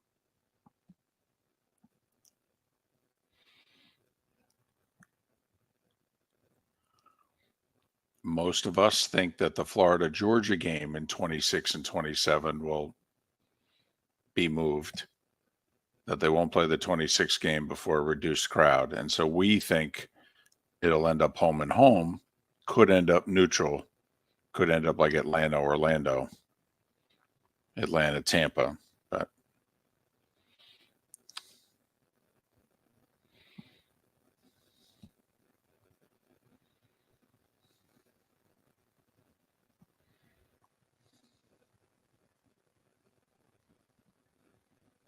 thank you, Jake.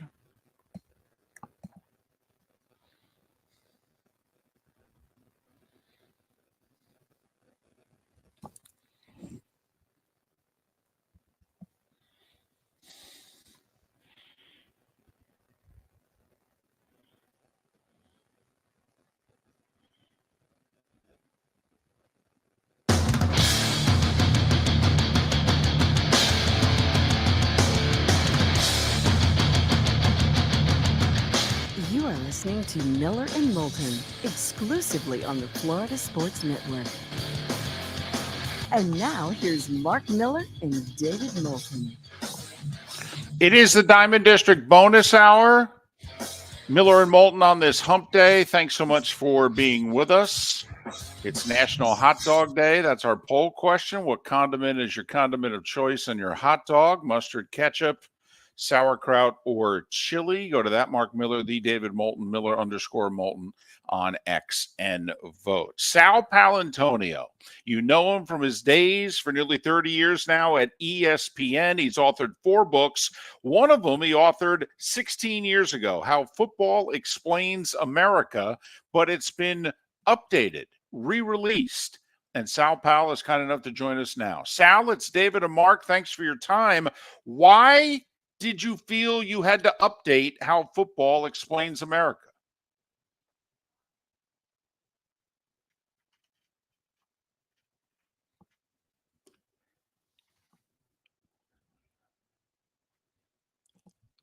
Originally came out, it was a #1 seller for football books on Amazon.com, and we released it in paperback with a new introduction, and they decided, hey, there's still interest in the book.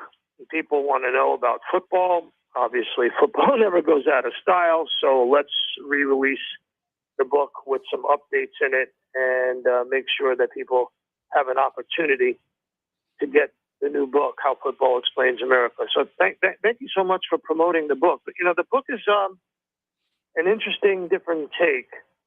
I really set out almost 20 years ago to determine how and why the game of tackle football was created in America and how and why it developed not only as a really popular game, but a game that really reflected the cultural changes in the country over the years.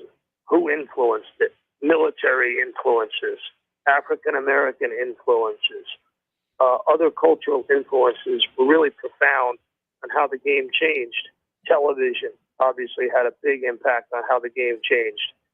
And I wanted to go through it, chapter by chapter and show exactly how the game was founded, why it was founded, and how it changed.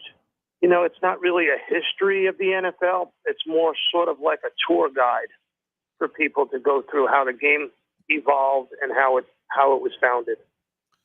Why did you get attracted to football so much? We talked about it earlier in the show. You were doing sports and politics in Philadelphia when you got started. Why did football grab you, Sal? there was this guy in my life, my dad, Mario Paolantonio, and boy, we watched a lot of football together. And as you can imagine by his name, he was a big follower of Vince Lombardi. You know, we had Lombardi's portrait hanging in our house, along with the Pope and John F. Kennedy. And we really worshipped Packers football until Joe Namath showed up. I grew up on Long Island. I was born in Brooklyn and Queens, moved to Queens and then Long Island. And you know, Namath became big for everybody in my generation in the late 60s. And that's one of the things that I discuss in the book, how important those Packers teams were in the 60s and how important Joe Namath was to a whole generation of people. Is that something that's difficult to explain to people, say, under the age of 40? Because when you look at Namath's stats or even a Bradshaw's stats, you go, could you tell me again why? Like Mickey Mantle was huge, but Mickey's stats were amazing. You know, you look at Namath, touchdown to interception and what have you. You know, the Jets, I think, only made the playoffs twice that he was there. I mean, Namath is an interesting phenomenon, isn't he?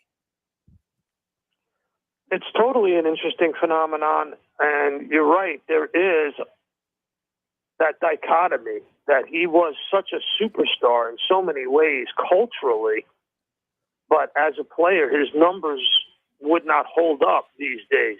He's the only quarterback in Super Bowl history to be named the MVP of the Super Bowl without throwing a touchdown pass.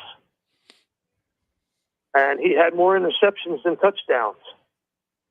So, but still, you turn on the TV and who's advertising for Social Security or for Medicare or for hearing aids? It's Joe Namath. It's not Dan Marino. It's Joe Namath. He still resonates for a whole generation of people. But you know, what's really interesting is I'm glad you brought that up. Because, you know, I teach broadcasting around the country for a group of people that have something called play-by-play broadcasting. They do it in Florida, down in South Florida. They're very popular with young people, and they've been around for over 20 years. And I always talk to them about, to me, what is the number one statistic that really determines what's going on in the NFL team by team, and that is turnovers by the quarterback. And you look at the two quarterbacks in Florida, the three in Florida, Trevor Lawrence. He was third in the NFL with 21 turnovers. Tua was right behind him with 19. You go way down the list and you get Baker Mayfield at only 13 turnovers, 10 interceptions. So, you know, it's really important, that statistic, and I'm glad you brought that up, because if you're looking at NFL teams and you want to find a great predictor of their wins and losses for an upcoming season, tell me how many turnovers the quarterback is generating. It's a major, major issue. And obviously with Trevor Lawrence, it was a huge issue last year, fumbling the ball, a lot like Josh Allen in Buffalo fumbling the ball, and that's a big step that the Jags have to take. Talking with Sal Paolantonio here on Miller and Moulton. Absolutely. You know, Josh Allen had 22 turnovers. Sam Howell led the league with 23. Josh Allen, 22. Trevor Lawrence, 21.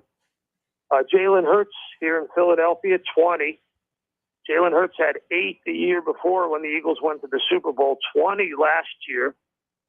Big indicator is turnovers by the quarterback. Tua was at 19. Desmond Ridder was at 19. That flushes out your top 6 for turnovers. You really don't want to be in the same sentence with Sam Howell and Desmond Ridder. No.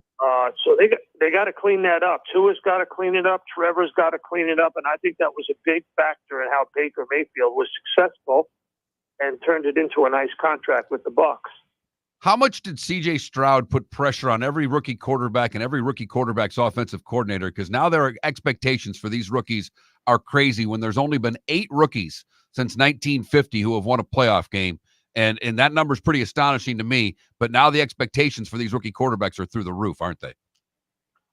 Well, they definitely have been ratcheted up. C.J. Stroud and D'Amico Ryans changed the calculus for every NFL team, for every NFL GM, for every NFL owner.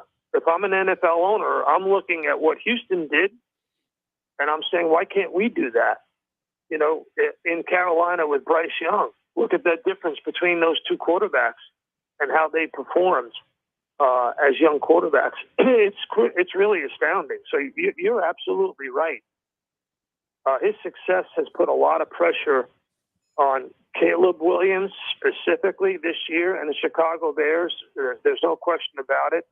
It's very hard to win more than 9 games as a rookie quarterback. Very, very difficult to do. Just ask Peyton Manning how tough it is. It's tough.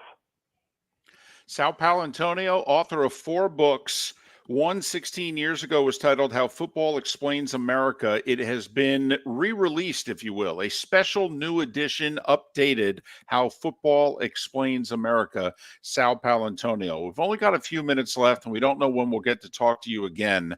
We'd be remiss if we didn't say, how did a young man who went into the Navy and then went into journalism and was covering presidential elections and the famine in Africa become an Emmy award-winning sports reporter?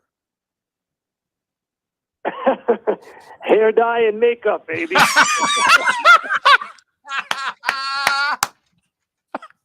Come on now. You've been gray for a while.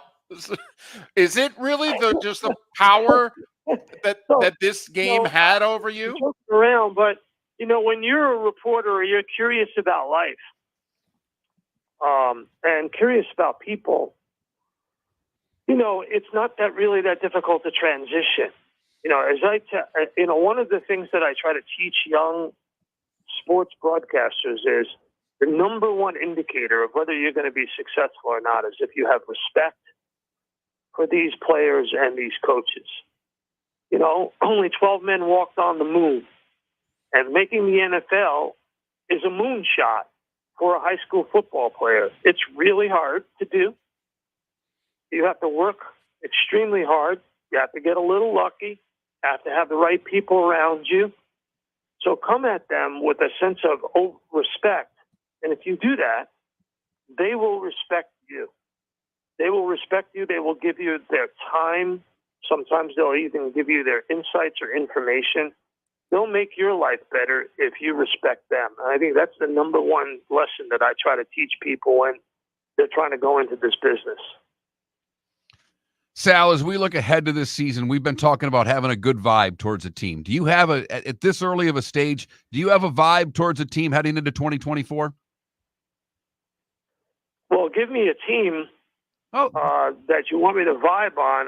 I would say, listen, look, you know, it's very important to look at 2 indicators when you're trying to figure out which teams will be successful and which teams will not. Number 1 is the play of the quarterback. Is he turning the football over?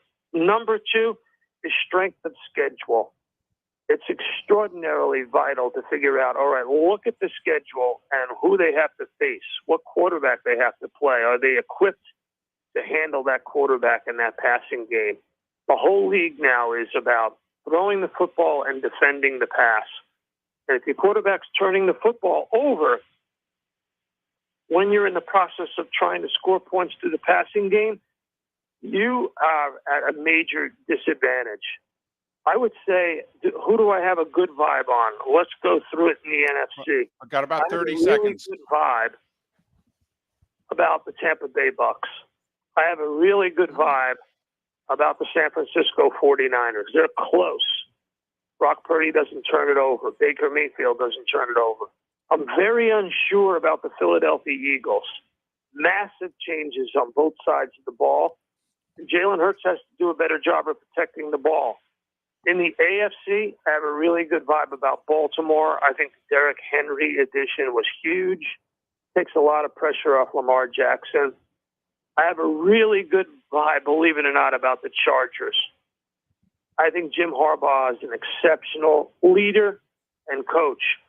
Harbaugh in the AFC Championship game, wouldn't that be fun? Sure would. Sal Paolantonio, How Football Explains America, special new edition, Go get it now. Thanks, Sal. Thank you for having me. And you guys can call me anytime. Have me anytime. By the way, I like hot dogs with mustard and sauerkraut.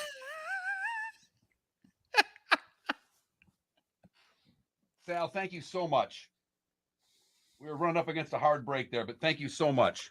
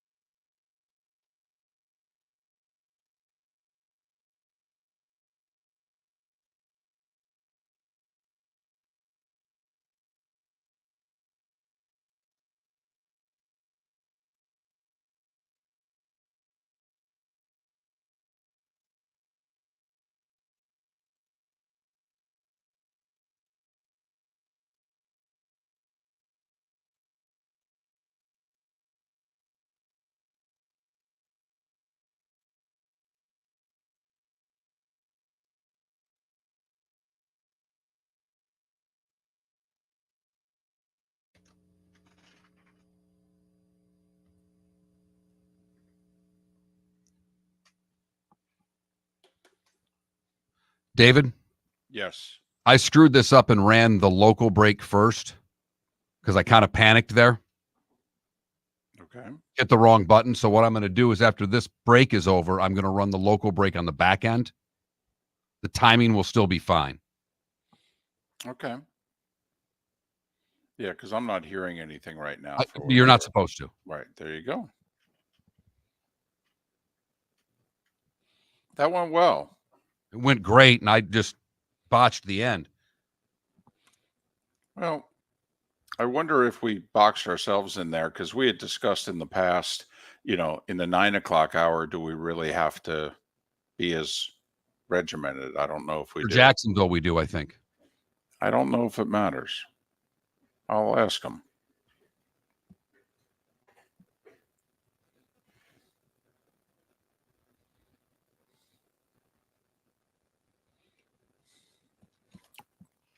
All right, I'm going to turn the mics off and try to figure this out.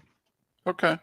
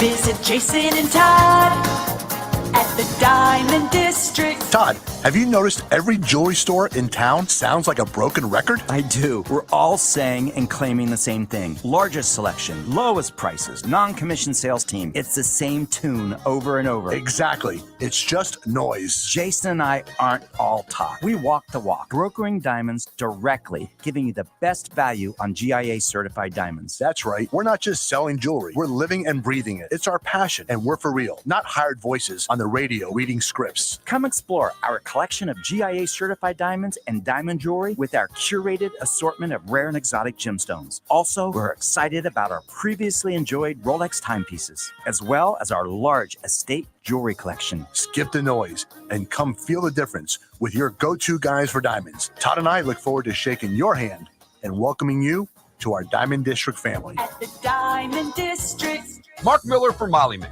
Why Molly Maid, you ask? Trust. Moulton was a customer for 15 years. Affordability.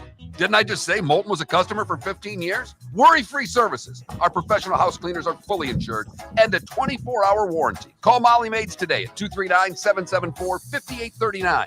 That's 239-774-5839 or online at mollymaid.com/FTMYERS. That's mollymaid.com/FTMYERS. Hello, friends and family of Southwest Florida. Are you looking to tap into the electric vehicle market?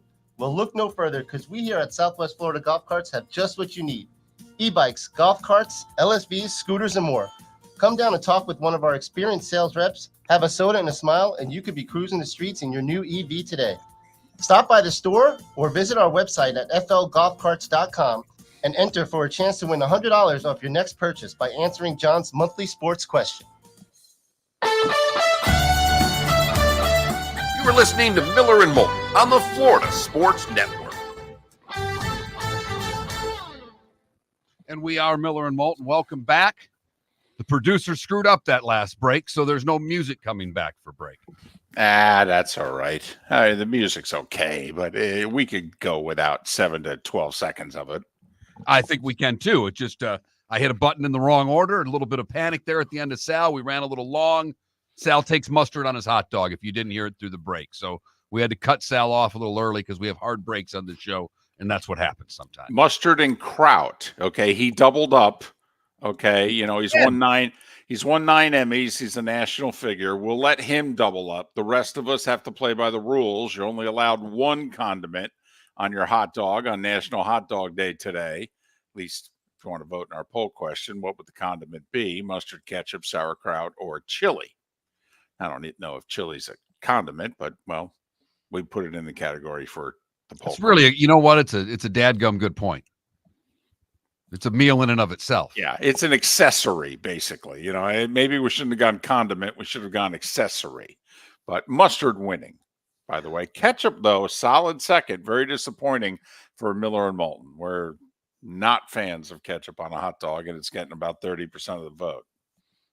Yeah. I did not know we had that many 8, 9, 10-year-olds listening to the show. And so thank you to that young audience. Right. Growing by leaps and bounds on a daily basis. That's fantastic. Although my mother is part of that vote total, and she's in your mom's demographic. And, you know, Mark, I'm big with the older ladies.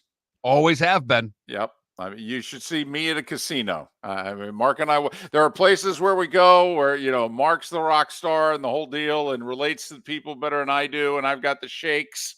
Man, we were in a casino together and whoo, man, you should see the one-armed bandits come running for Moulton. Yeah, they are big fans. There is no doubt. You've hit your demo there. Got that right. I'll tell you, I'm going to replace Drew Carey on The Price is Right. That's my appeal right there. Ooh, you going to drop the LBs like Drew Carey did, though? Well, if I could get on whatever it was he got on, I mean, come on. I mean, he didn't exactly do that by eating celery. I mean, let's be honest. Come on.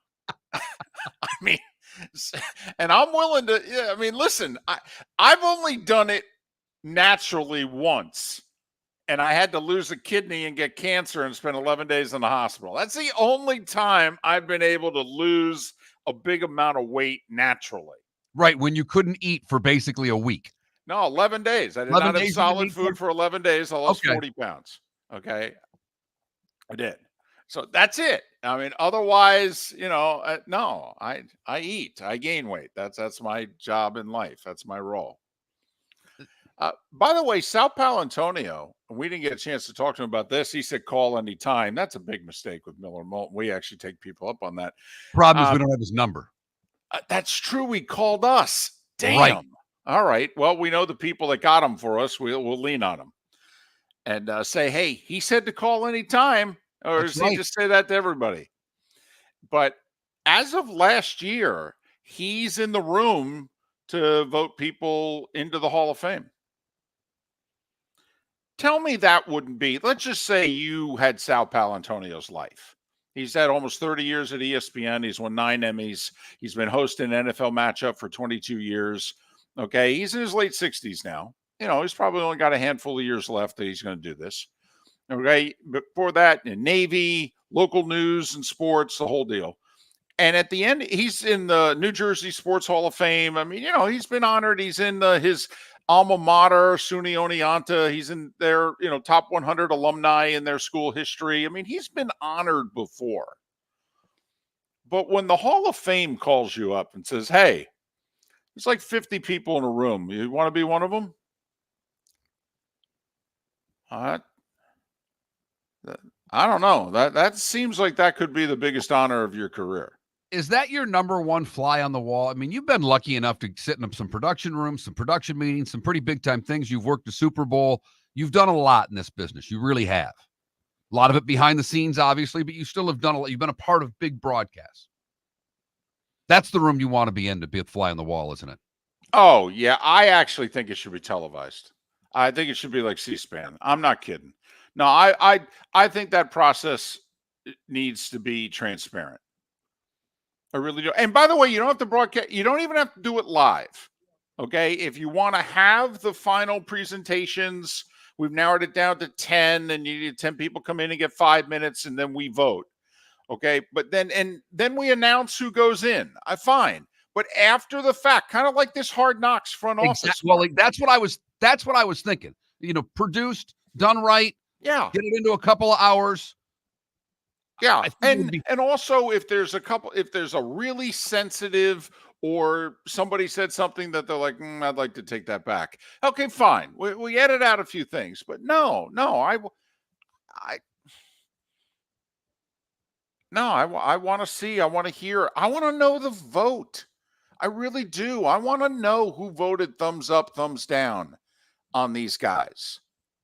And if you only want to do it, they start at 25, they do it to 15, then 15 becomes, the final however many, and then they actually vote. If you only want to disclose the final vote, like the Baseball Writers of America. Okay, I mean, there are those, they give the writers the option. Do you want your ballot basically, but we do get the vote totals at least. Like we know Billy Wagner, Mark finished 5 votes short of getting in the Hall. We know the Veterans Committee when they voted. Buck O'Neill missed it by a vote. The last year he was alive, he missed it by a vote. Okay, who were the yays? Who were the nays? Come on. I think you should be held accountable. It's an honor to be in those rooms and to get that right to vote somebody in a Hall of Fame. I think you should be held accountable. Boy, that's a tough phrase for me. And you're right, David, to be held accountable. But when I think of football and just how damn tough that list is to whittle down to 5, I don't know if you're really holding anybody accountable, because every year it seems that out of the final list, David, we put in 15 guys. However, we do that because we have the luxury of a sports talk show, and we don't have to make the really hard call. But the 5 minutes that each guy gets to nominate to talk about their guy, I think would be unbelievable television. Unbelievable. Rick Stroud apparently representing the Bucks is regarded as one of the best. And if you think about it, he's gotten every single guy, I think, that he's presented on in the Hall of Fame. Now, some were easy. I mean, Sapp, Derek Brooks, they're going to get in. John Lynch was not easy. Rondé Barber, a slot corner? I mean, a different guy. How about Sal Pal having a positive vibe on the Bucks, by the way? I know. Giving us some numbers to back up what Baker did a year ago. So turnovers by the quarterback and schedule. Wow, that hit home to me. Oh, music to your ears, David. I got to both of ours, but more to you. Oh, I got goosebumps when he was talking about strength of schedule. Man, that's just dirty right there for me. I mean, if he had mentioned diva wide receiver and then scheduling, I mean, that's basically my top two. But yeah, he's got a good vibe about the Bucks. Huh. Haven't heard a lot of that this offseason, have you? Everybody's talking up Atlanta. Exactly. Including Miller and Moulton. Well, I will say, you're higher on Atlanta than I am. Not by much, but you're higher on Atlanta. You think they're winning the division. I do. Thought they should have won it last year. They blew it. They hold on to that lead in the fourth quarter twice against Tampa. They are winning that division, even with Desmond Ridder at quarterback, and he was a train wreck. As pointed out by Sal in that interview of the number of turnovers that he had leading the way last year. Yeah, or Sam Howell leading the way, Ridder right there. Josh Allen, by the way, second in the league in turnovers. Trevor Lawrence third. Jalen Hurts fourth. Those are three pretty good quarterbacks that we don't necessarily think of putting on the negative list, if you will. Miller and Moulton. So good, bad, and ugly. What's on tap today was day one. Some final thoughts. I don't know if we have a game to pick or two. Maybe WNBA. We'll do it next. Hello, friends and family of Southwest Florida. Are you looking to tap into the electric vehicle market? Well, look no further, because we here at Southwest Florida Golf Carts have just what you need. E-bikes, golf carts, LSVs, scooters, and more. Come down and talk with one of our experienced sales reps, have a soda and a smile, and you could be cruising the streets in your new EV today. Stop by the store or visit our website at flgolfcarts.com and enter for a chance to win $100 off your next purchase by answering John's monthly sports question. Mark Miller for Molly Maid. Why Molly Maid, you ask? Trust. Moulton was a customer for 15 years. Affordability. Didn't I just say Moulton was a customer for 15 years? Worry-free services. Our professional house cleaners are fully insured and a 24-hour warranty. Call Molly Maids today at 239-774-5839. That's 239-774-5839 or online at mollymaid.com/FTMYERS. That's mollymaid.com/FTMYERS. Visit Jason and Todd at the Diamond District. When choosing something of high value and personal significance, such as a diamond, you want to shop with the best, and the mall is not the place to be. Here are my friends, Jason and Todd, with the Diamond District. Take a stroll in the mall, pop into a few jewelry stores, and you'll soon discover you're in the wrong place. Rings begin to look all alike. You're not finding GIA certified diamonds.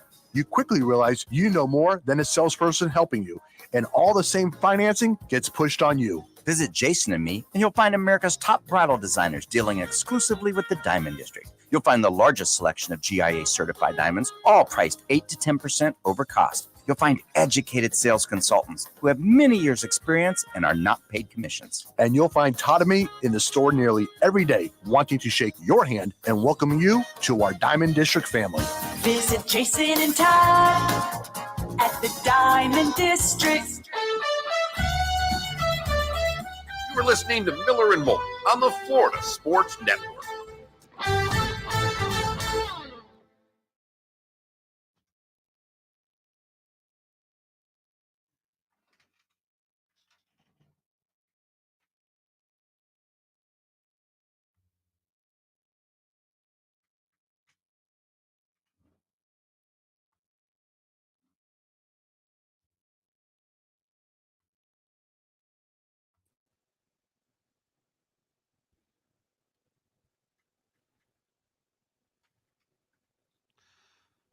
Michigan go blue. The story will be coming in the near days.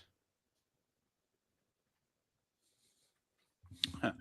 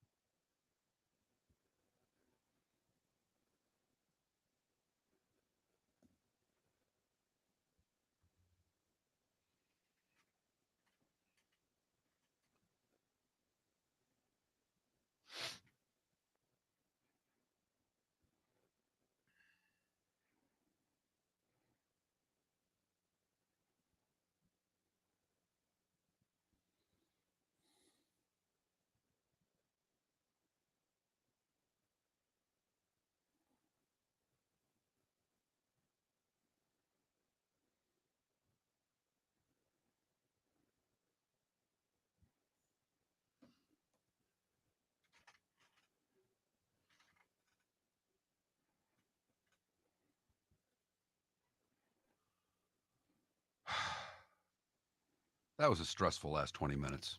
Sorry. Oh, not your fault. I did it to myself. Well, I understand, but unfortunately, the burden is all on you now.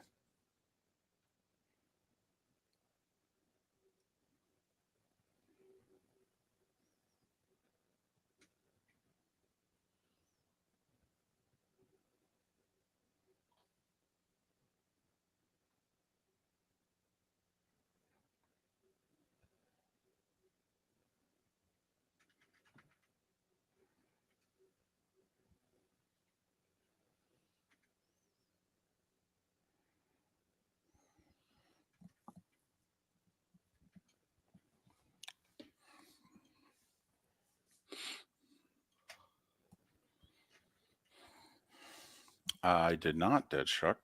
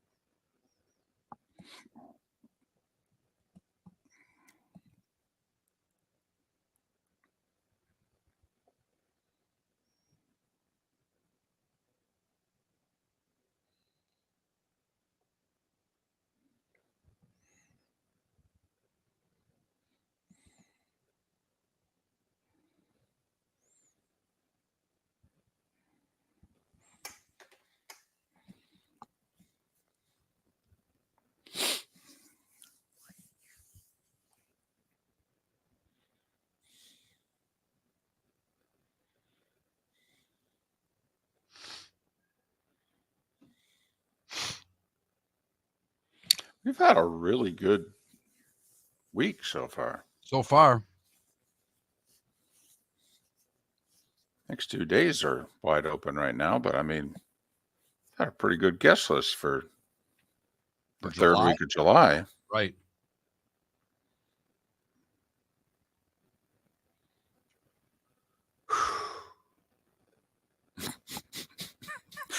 Ladies and gentlemen, Mark's going to take a nap before the good, the bad, and the ugly.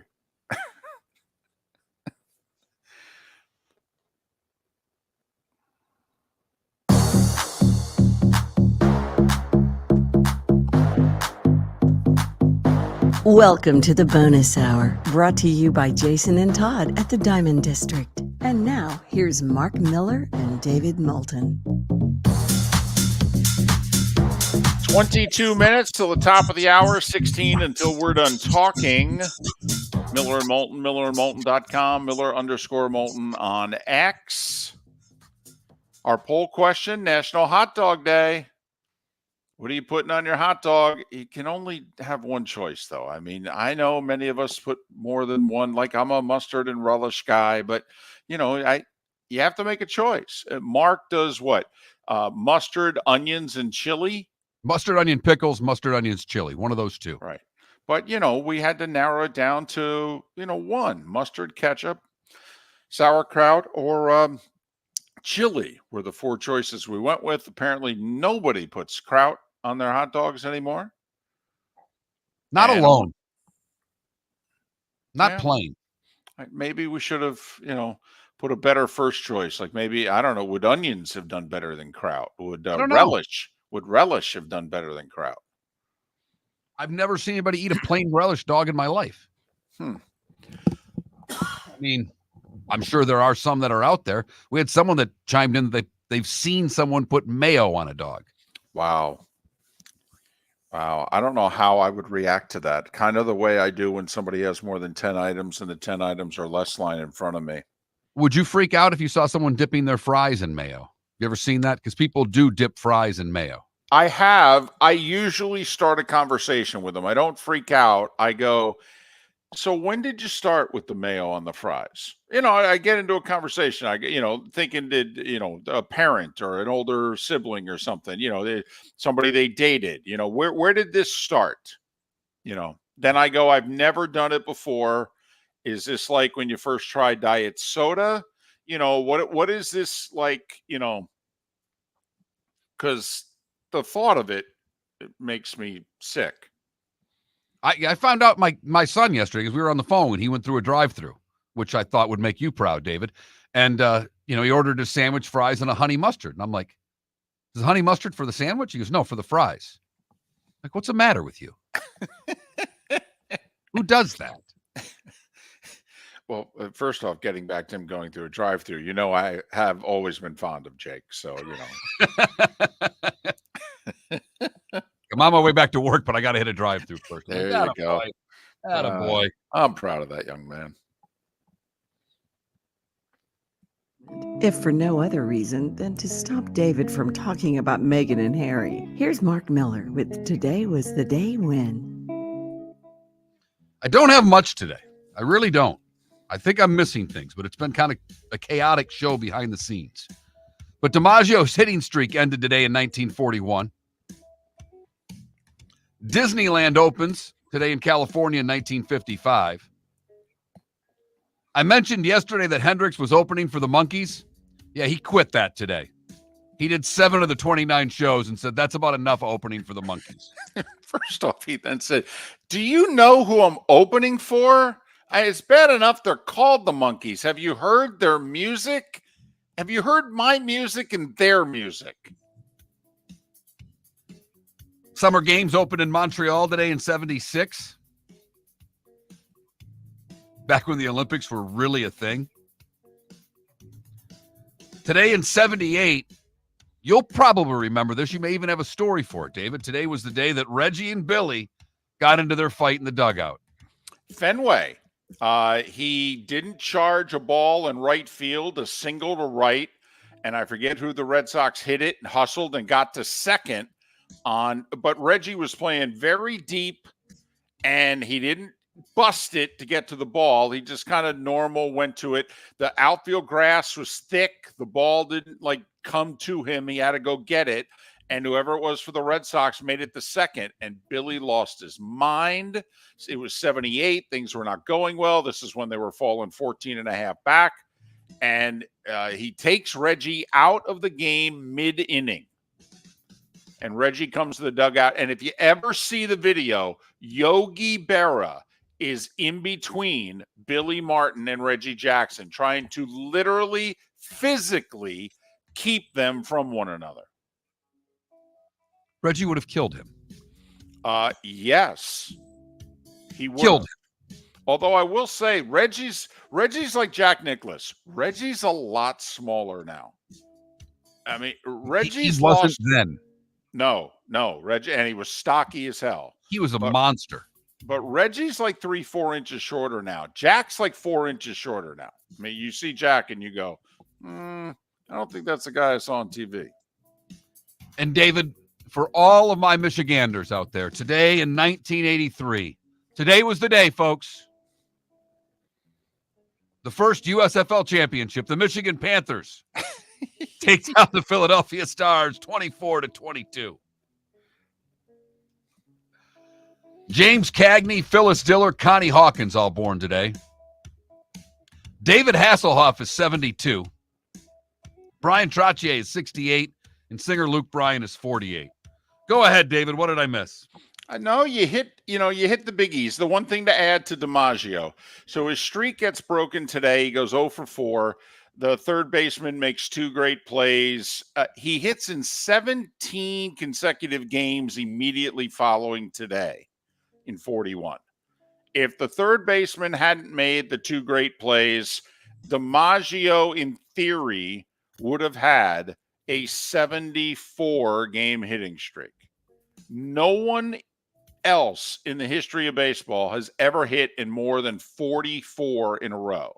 Willie Keeler and Pete Rose both got to 44.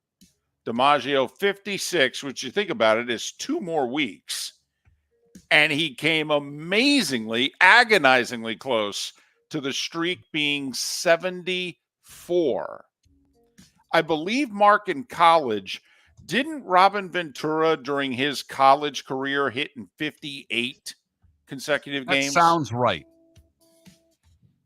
Don't know if that's the record, but Ventura in the 80s, late 80s, I believe it was, a 58 game hitting streak in college. The only other thing, civil rights leader John Lewis died 4 years ago today. You've heard folks elsewhere mock Florida is gonna Florida. Well, Mark Miller sees it differently. He calls it the good, the bad, and the ugly. What you got, Mark? All right. For the good today, we go to South Carolina, where a 9-year-old searching for shark teeth found a wedding ring that had been dropped in the water a year earlier.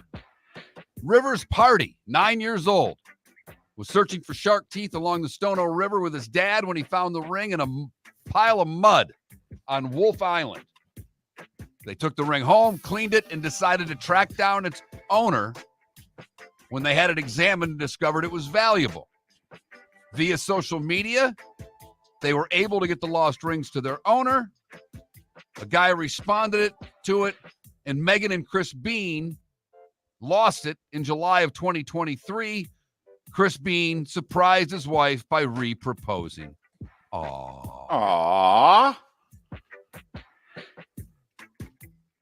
For the bad, we go to Central Florida, where Daniel Sharkley was doing lawn work. And then, while weed whacking his neighbor's yard, he was trying to finish up because he saw a storm coming through. Said he's about to head to his truck, and he said he woke up face down in a puddle. He was struck by lightning, not directly, but dangerously close, forcing him to fall down. And apparently a tree saved his life because it wasn't a direct strike to the 17-year-old. Scary stuff. Yeah. Finally, the ugly. We go to the state of Washington, where Washington State Patroller pulled over a driver for speeding in the HOV lane. They were doing 80 and a 60. But it turned out the reason they were in the HOV lane is that the driver had a dummy head attached to the passenger seat, not a real person. It amazes me how many people do that. Although, I mean, let's face it, if you live near a major metro area, the HOV lane... I'd have the mannequin in there. That saves you a lot of time. I mean, you live by Atlanta? Oh, yeah. Damn. Because they will come get you if you've only got one in that lane. They look for that. Yep. That is the good, the bad, and the ugly on today, July the 17th, 2024. Do you think you need more than one? Do you think that's the key, that you need to like have a male mannequin one day and a female mannequin the next? And do you think you need to do anything more than that to get by the cops? Do we have to change hair color, clothing? I mean, how intricate? Hat one day, non-hat the next. Right. How intricate do you think we have to make this Weekend in Bernie's passenger seat? I don't think you need to. I mean, you're doing 70 miles an hour. They shouldn't be able to see inside that well, in theory. So you think if we just have a guy mannequin and then a gal mannequin and just keep alternating them? You know, Sean just says in the Twitch chat room, why don't you just find someone to ride with you? Well, that takes friends and... Well, then you got to talk to that person. Right. Then you have to, there's somebody at work you actually have to carpool with. And, you know, I mean, come on. And please, we beg all of you to talk to your family members and you won't even do it. Now you want to ride in a car with somebody? Seems like a big sacrifice. We basically have nothing tonight, David. We've got WNBA, and that is it. The hell we do. We got Caitlin Clark at 7:30, baby. ESPN. All right, this is fascinating to me. Maybe only me. But first off, the Indiana Fever are on a roll. They've won 8 of 12. Okay. They just went to Minnesota 2 nights ago and beat the Lynx, one of the 4 best teams in the league. Also, it was a week ago at home that they had the then worst team in the league, Washington Mystics, coming to Indiana. They laid an egg and got beat. Since then, they've won 2 in a row on the road. Mark, now they're going to the team that is the worst team in the league, the Dallas Wings, who are 5-19. Indiana on the road is a 3.5-point favorite. Yet, according to ESPN's, what is it they call it? FBI or whatever. I don't know. Right. Yeah, their best chance to win. They give Dallas a 53% chance to win the game outright. The 5-19 Wings hosting Caitlin and the 11-14 FIVA. By the time we get on the air tomorrow morning, the Open Championship will have started, David. In fact, it'll be about 4.5 hours in. Some golfers will be damn near finishing up. Exactly. Scotty Scheffler is the odds-on favorite to win at plus 500. Rory McIlroy plus 750. Schauffele at plus 1,200 or 12-1. Oberg 14-1. DeChambeau and Morikawa 16-1 are your favorites in the tournament. What are the odds on Mr. Slow Play there, Mr. Cantlay? Patrick Cantlay is at 40-1. I don't know. So's Brooks Koepka. I think that could be a live play there, Mr. Cantlay. Really? Yeah, I do. Been a lot of first-time champions lately in the Open Championship. Brian Harmon last year. You had the guy who jumped to LIV 2 years ago, Cam Smith. Okay. What about Tommy Fleetwood? He's been playing pretty well. He has. He's paired with Rahm and McIntyre. He's teeing off at about 4:30 in the morning. Or is it Oberg or Hovland's time? Yeah, I have to admit, of all the guys you mentioned to win, I would bet Oberg. But I think I would throw a few chicklets there on Cantlay, who's playing with Tiger and Schauffele. Also, they tee off 9:30 tomorrow. Go to bed early if you want to get up at 1:30 in the morning to watch the Open. I'll make you a prediction, by the way. This is Phil's last Open as an everyday player, so to speak. I think Phil's going to announce a semi-retirement after this season. He signed a 3-year deal with LIV. It ends after this year. I think his work will have been done, so to speak. He made the sacrifice, cost him a lot, made him a ton, but cost him a lot. And I think Phil's going to just kind of fade. He'll play the majors, get back on the PGA Tour after a suspension in some standing, play a few events. But I have a feeling this is it for Phil. Interesting. I want to see what Scotty Scheffler has this week again. I mean, he's the odds-on favorite. A lot of pressure to win. Can he live up to the task? And Rory's drought is 10 years. Can he end it at Troon? Talk to you tomorrow, Miller and Moulton. The law firm of Michael F. Hornung specializes in criminal defense, DUI, personal injury, nursing home claims, and auto accidents. I'm a former prosecutor with over 34 years of experience. The information I know is information you need to know. If you've been arrested for a DUI, time is of the essence to maintain your driving privileges. Call the law firm of Michael F. Hornung for a free consultation. At the law firm of Michael F. Hornung, we are committed to excellence in your representation. Being a local attorney with local knowledge is clutch to the success of your case. For over 30 years, we have successfully represented the citizens of Southwest Florida.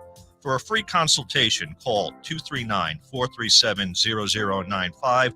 That's 239-437-0095. Our offices are conveniently located in Fort Myers. Visit online at mfh-law.com. Visit Jason and Todd at the Diamond District. Todd Todd, have you noticed every jewelry store in town sounds like a broken record? I do. We're all saying and claiming the same thing. Largest selection, lowest prices, non-commissioned sales team. It's the same tune over and over. Exactly. It's just noise. Jason and I aren't all talk. We walk the walk, brokering diamonds directly, giving you the best value on GIA certified diamonds. That's right. We're not just selling jewelry. We're living and breathing it. It's our passion, and we're for real, not hired voices on the radio reading scripts. Come explore our collection of GIA certified diamonds and diamond jewelry with our curated assortment of rare and exotic gemstones. Also, we're excited about our previously enjoyed Rolex timepieces, as well as our large estate jewelry collection. Skip the noise and come feel the difference with your go-to guys for diamonds. Todd and I look forward to shaking your hand and welcoming you to our Diamond District family. At the Diamond District. Mark Miller for Molly Maid. Why Molly Maid, you ask? Trust. Moulton was a customer for 15 years. Affordability. Didn't I just say Moulton was a customer for 15 years? Worry-free services. Our professional house cleaners are fully insured and a 24-hour warranty. Call Molly Maids today at 239-774-5839. That's 239-774-5839 or online at mollymaid.com/FTMYERS. That's mollymaid.com/FTMYERS. The waterways of Naples are a beauty to behold, and the Bayfront Inn has multiple ways for guests to enjoy the water and have some fun. Gather your family and friends and enjoy a leisurely day on the water with a pontoon or deck boat. If you prefer to explore the waterways without a motor, the Bayfront has canoes, standboards, and kayaks. At the end of your journey, enjoy lunch or dinner at the Bamboo Tropical Bar and Grill. The Bayfront Inn. Something for everyone. On 5th Avenue in Naples. You were listening to Miller and Moulton on the Florida Sports Network.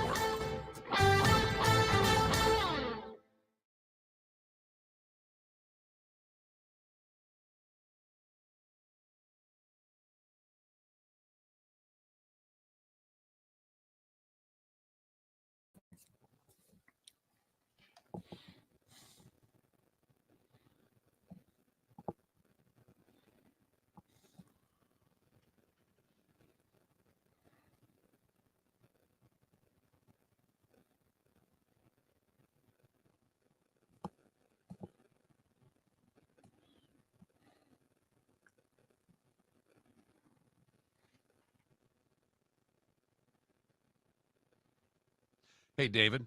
The only line I'd lose, and you may not care, but I don't want to just piss off the people inside this building directly, is just say if you advertise with the station, the money goes directly to them. If you advertise with us, it goes to us. I would just cut it at, we've made businesses a lot of money since 2006, but now we need you to directly advertise with Miller and Moulton. And how about we take out the next sentence and then reiterate, if you advertise with Miller and Moulton, it goes to Miller and Moulton. Yes. Okay. Yes. Okay.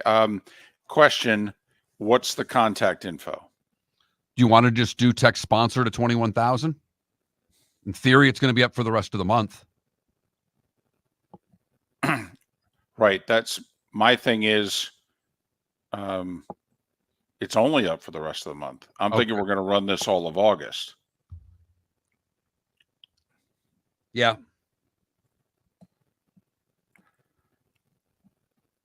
I would give out my cell. I would too. I got no problem with it. I send out postcards with my cell phone number on it. Okay. That's just 2 phone numbers to give through an ad. That's my only worry. That's a lot of numbers we're giving somebody. Do you want to just do it at the end? Yeah.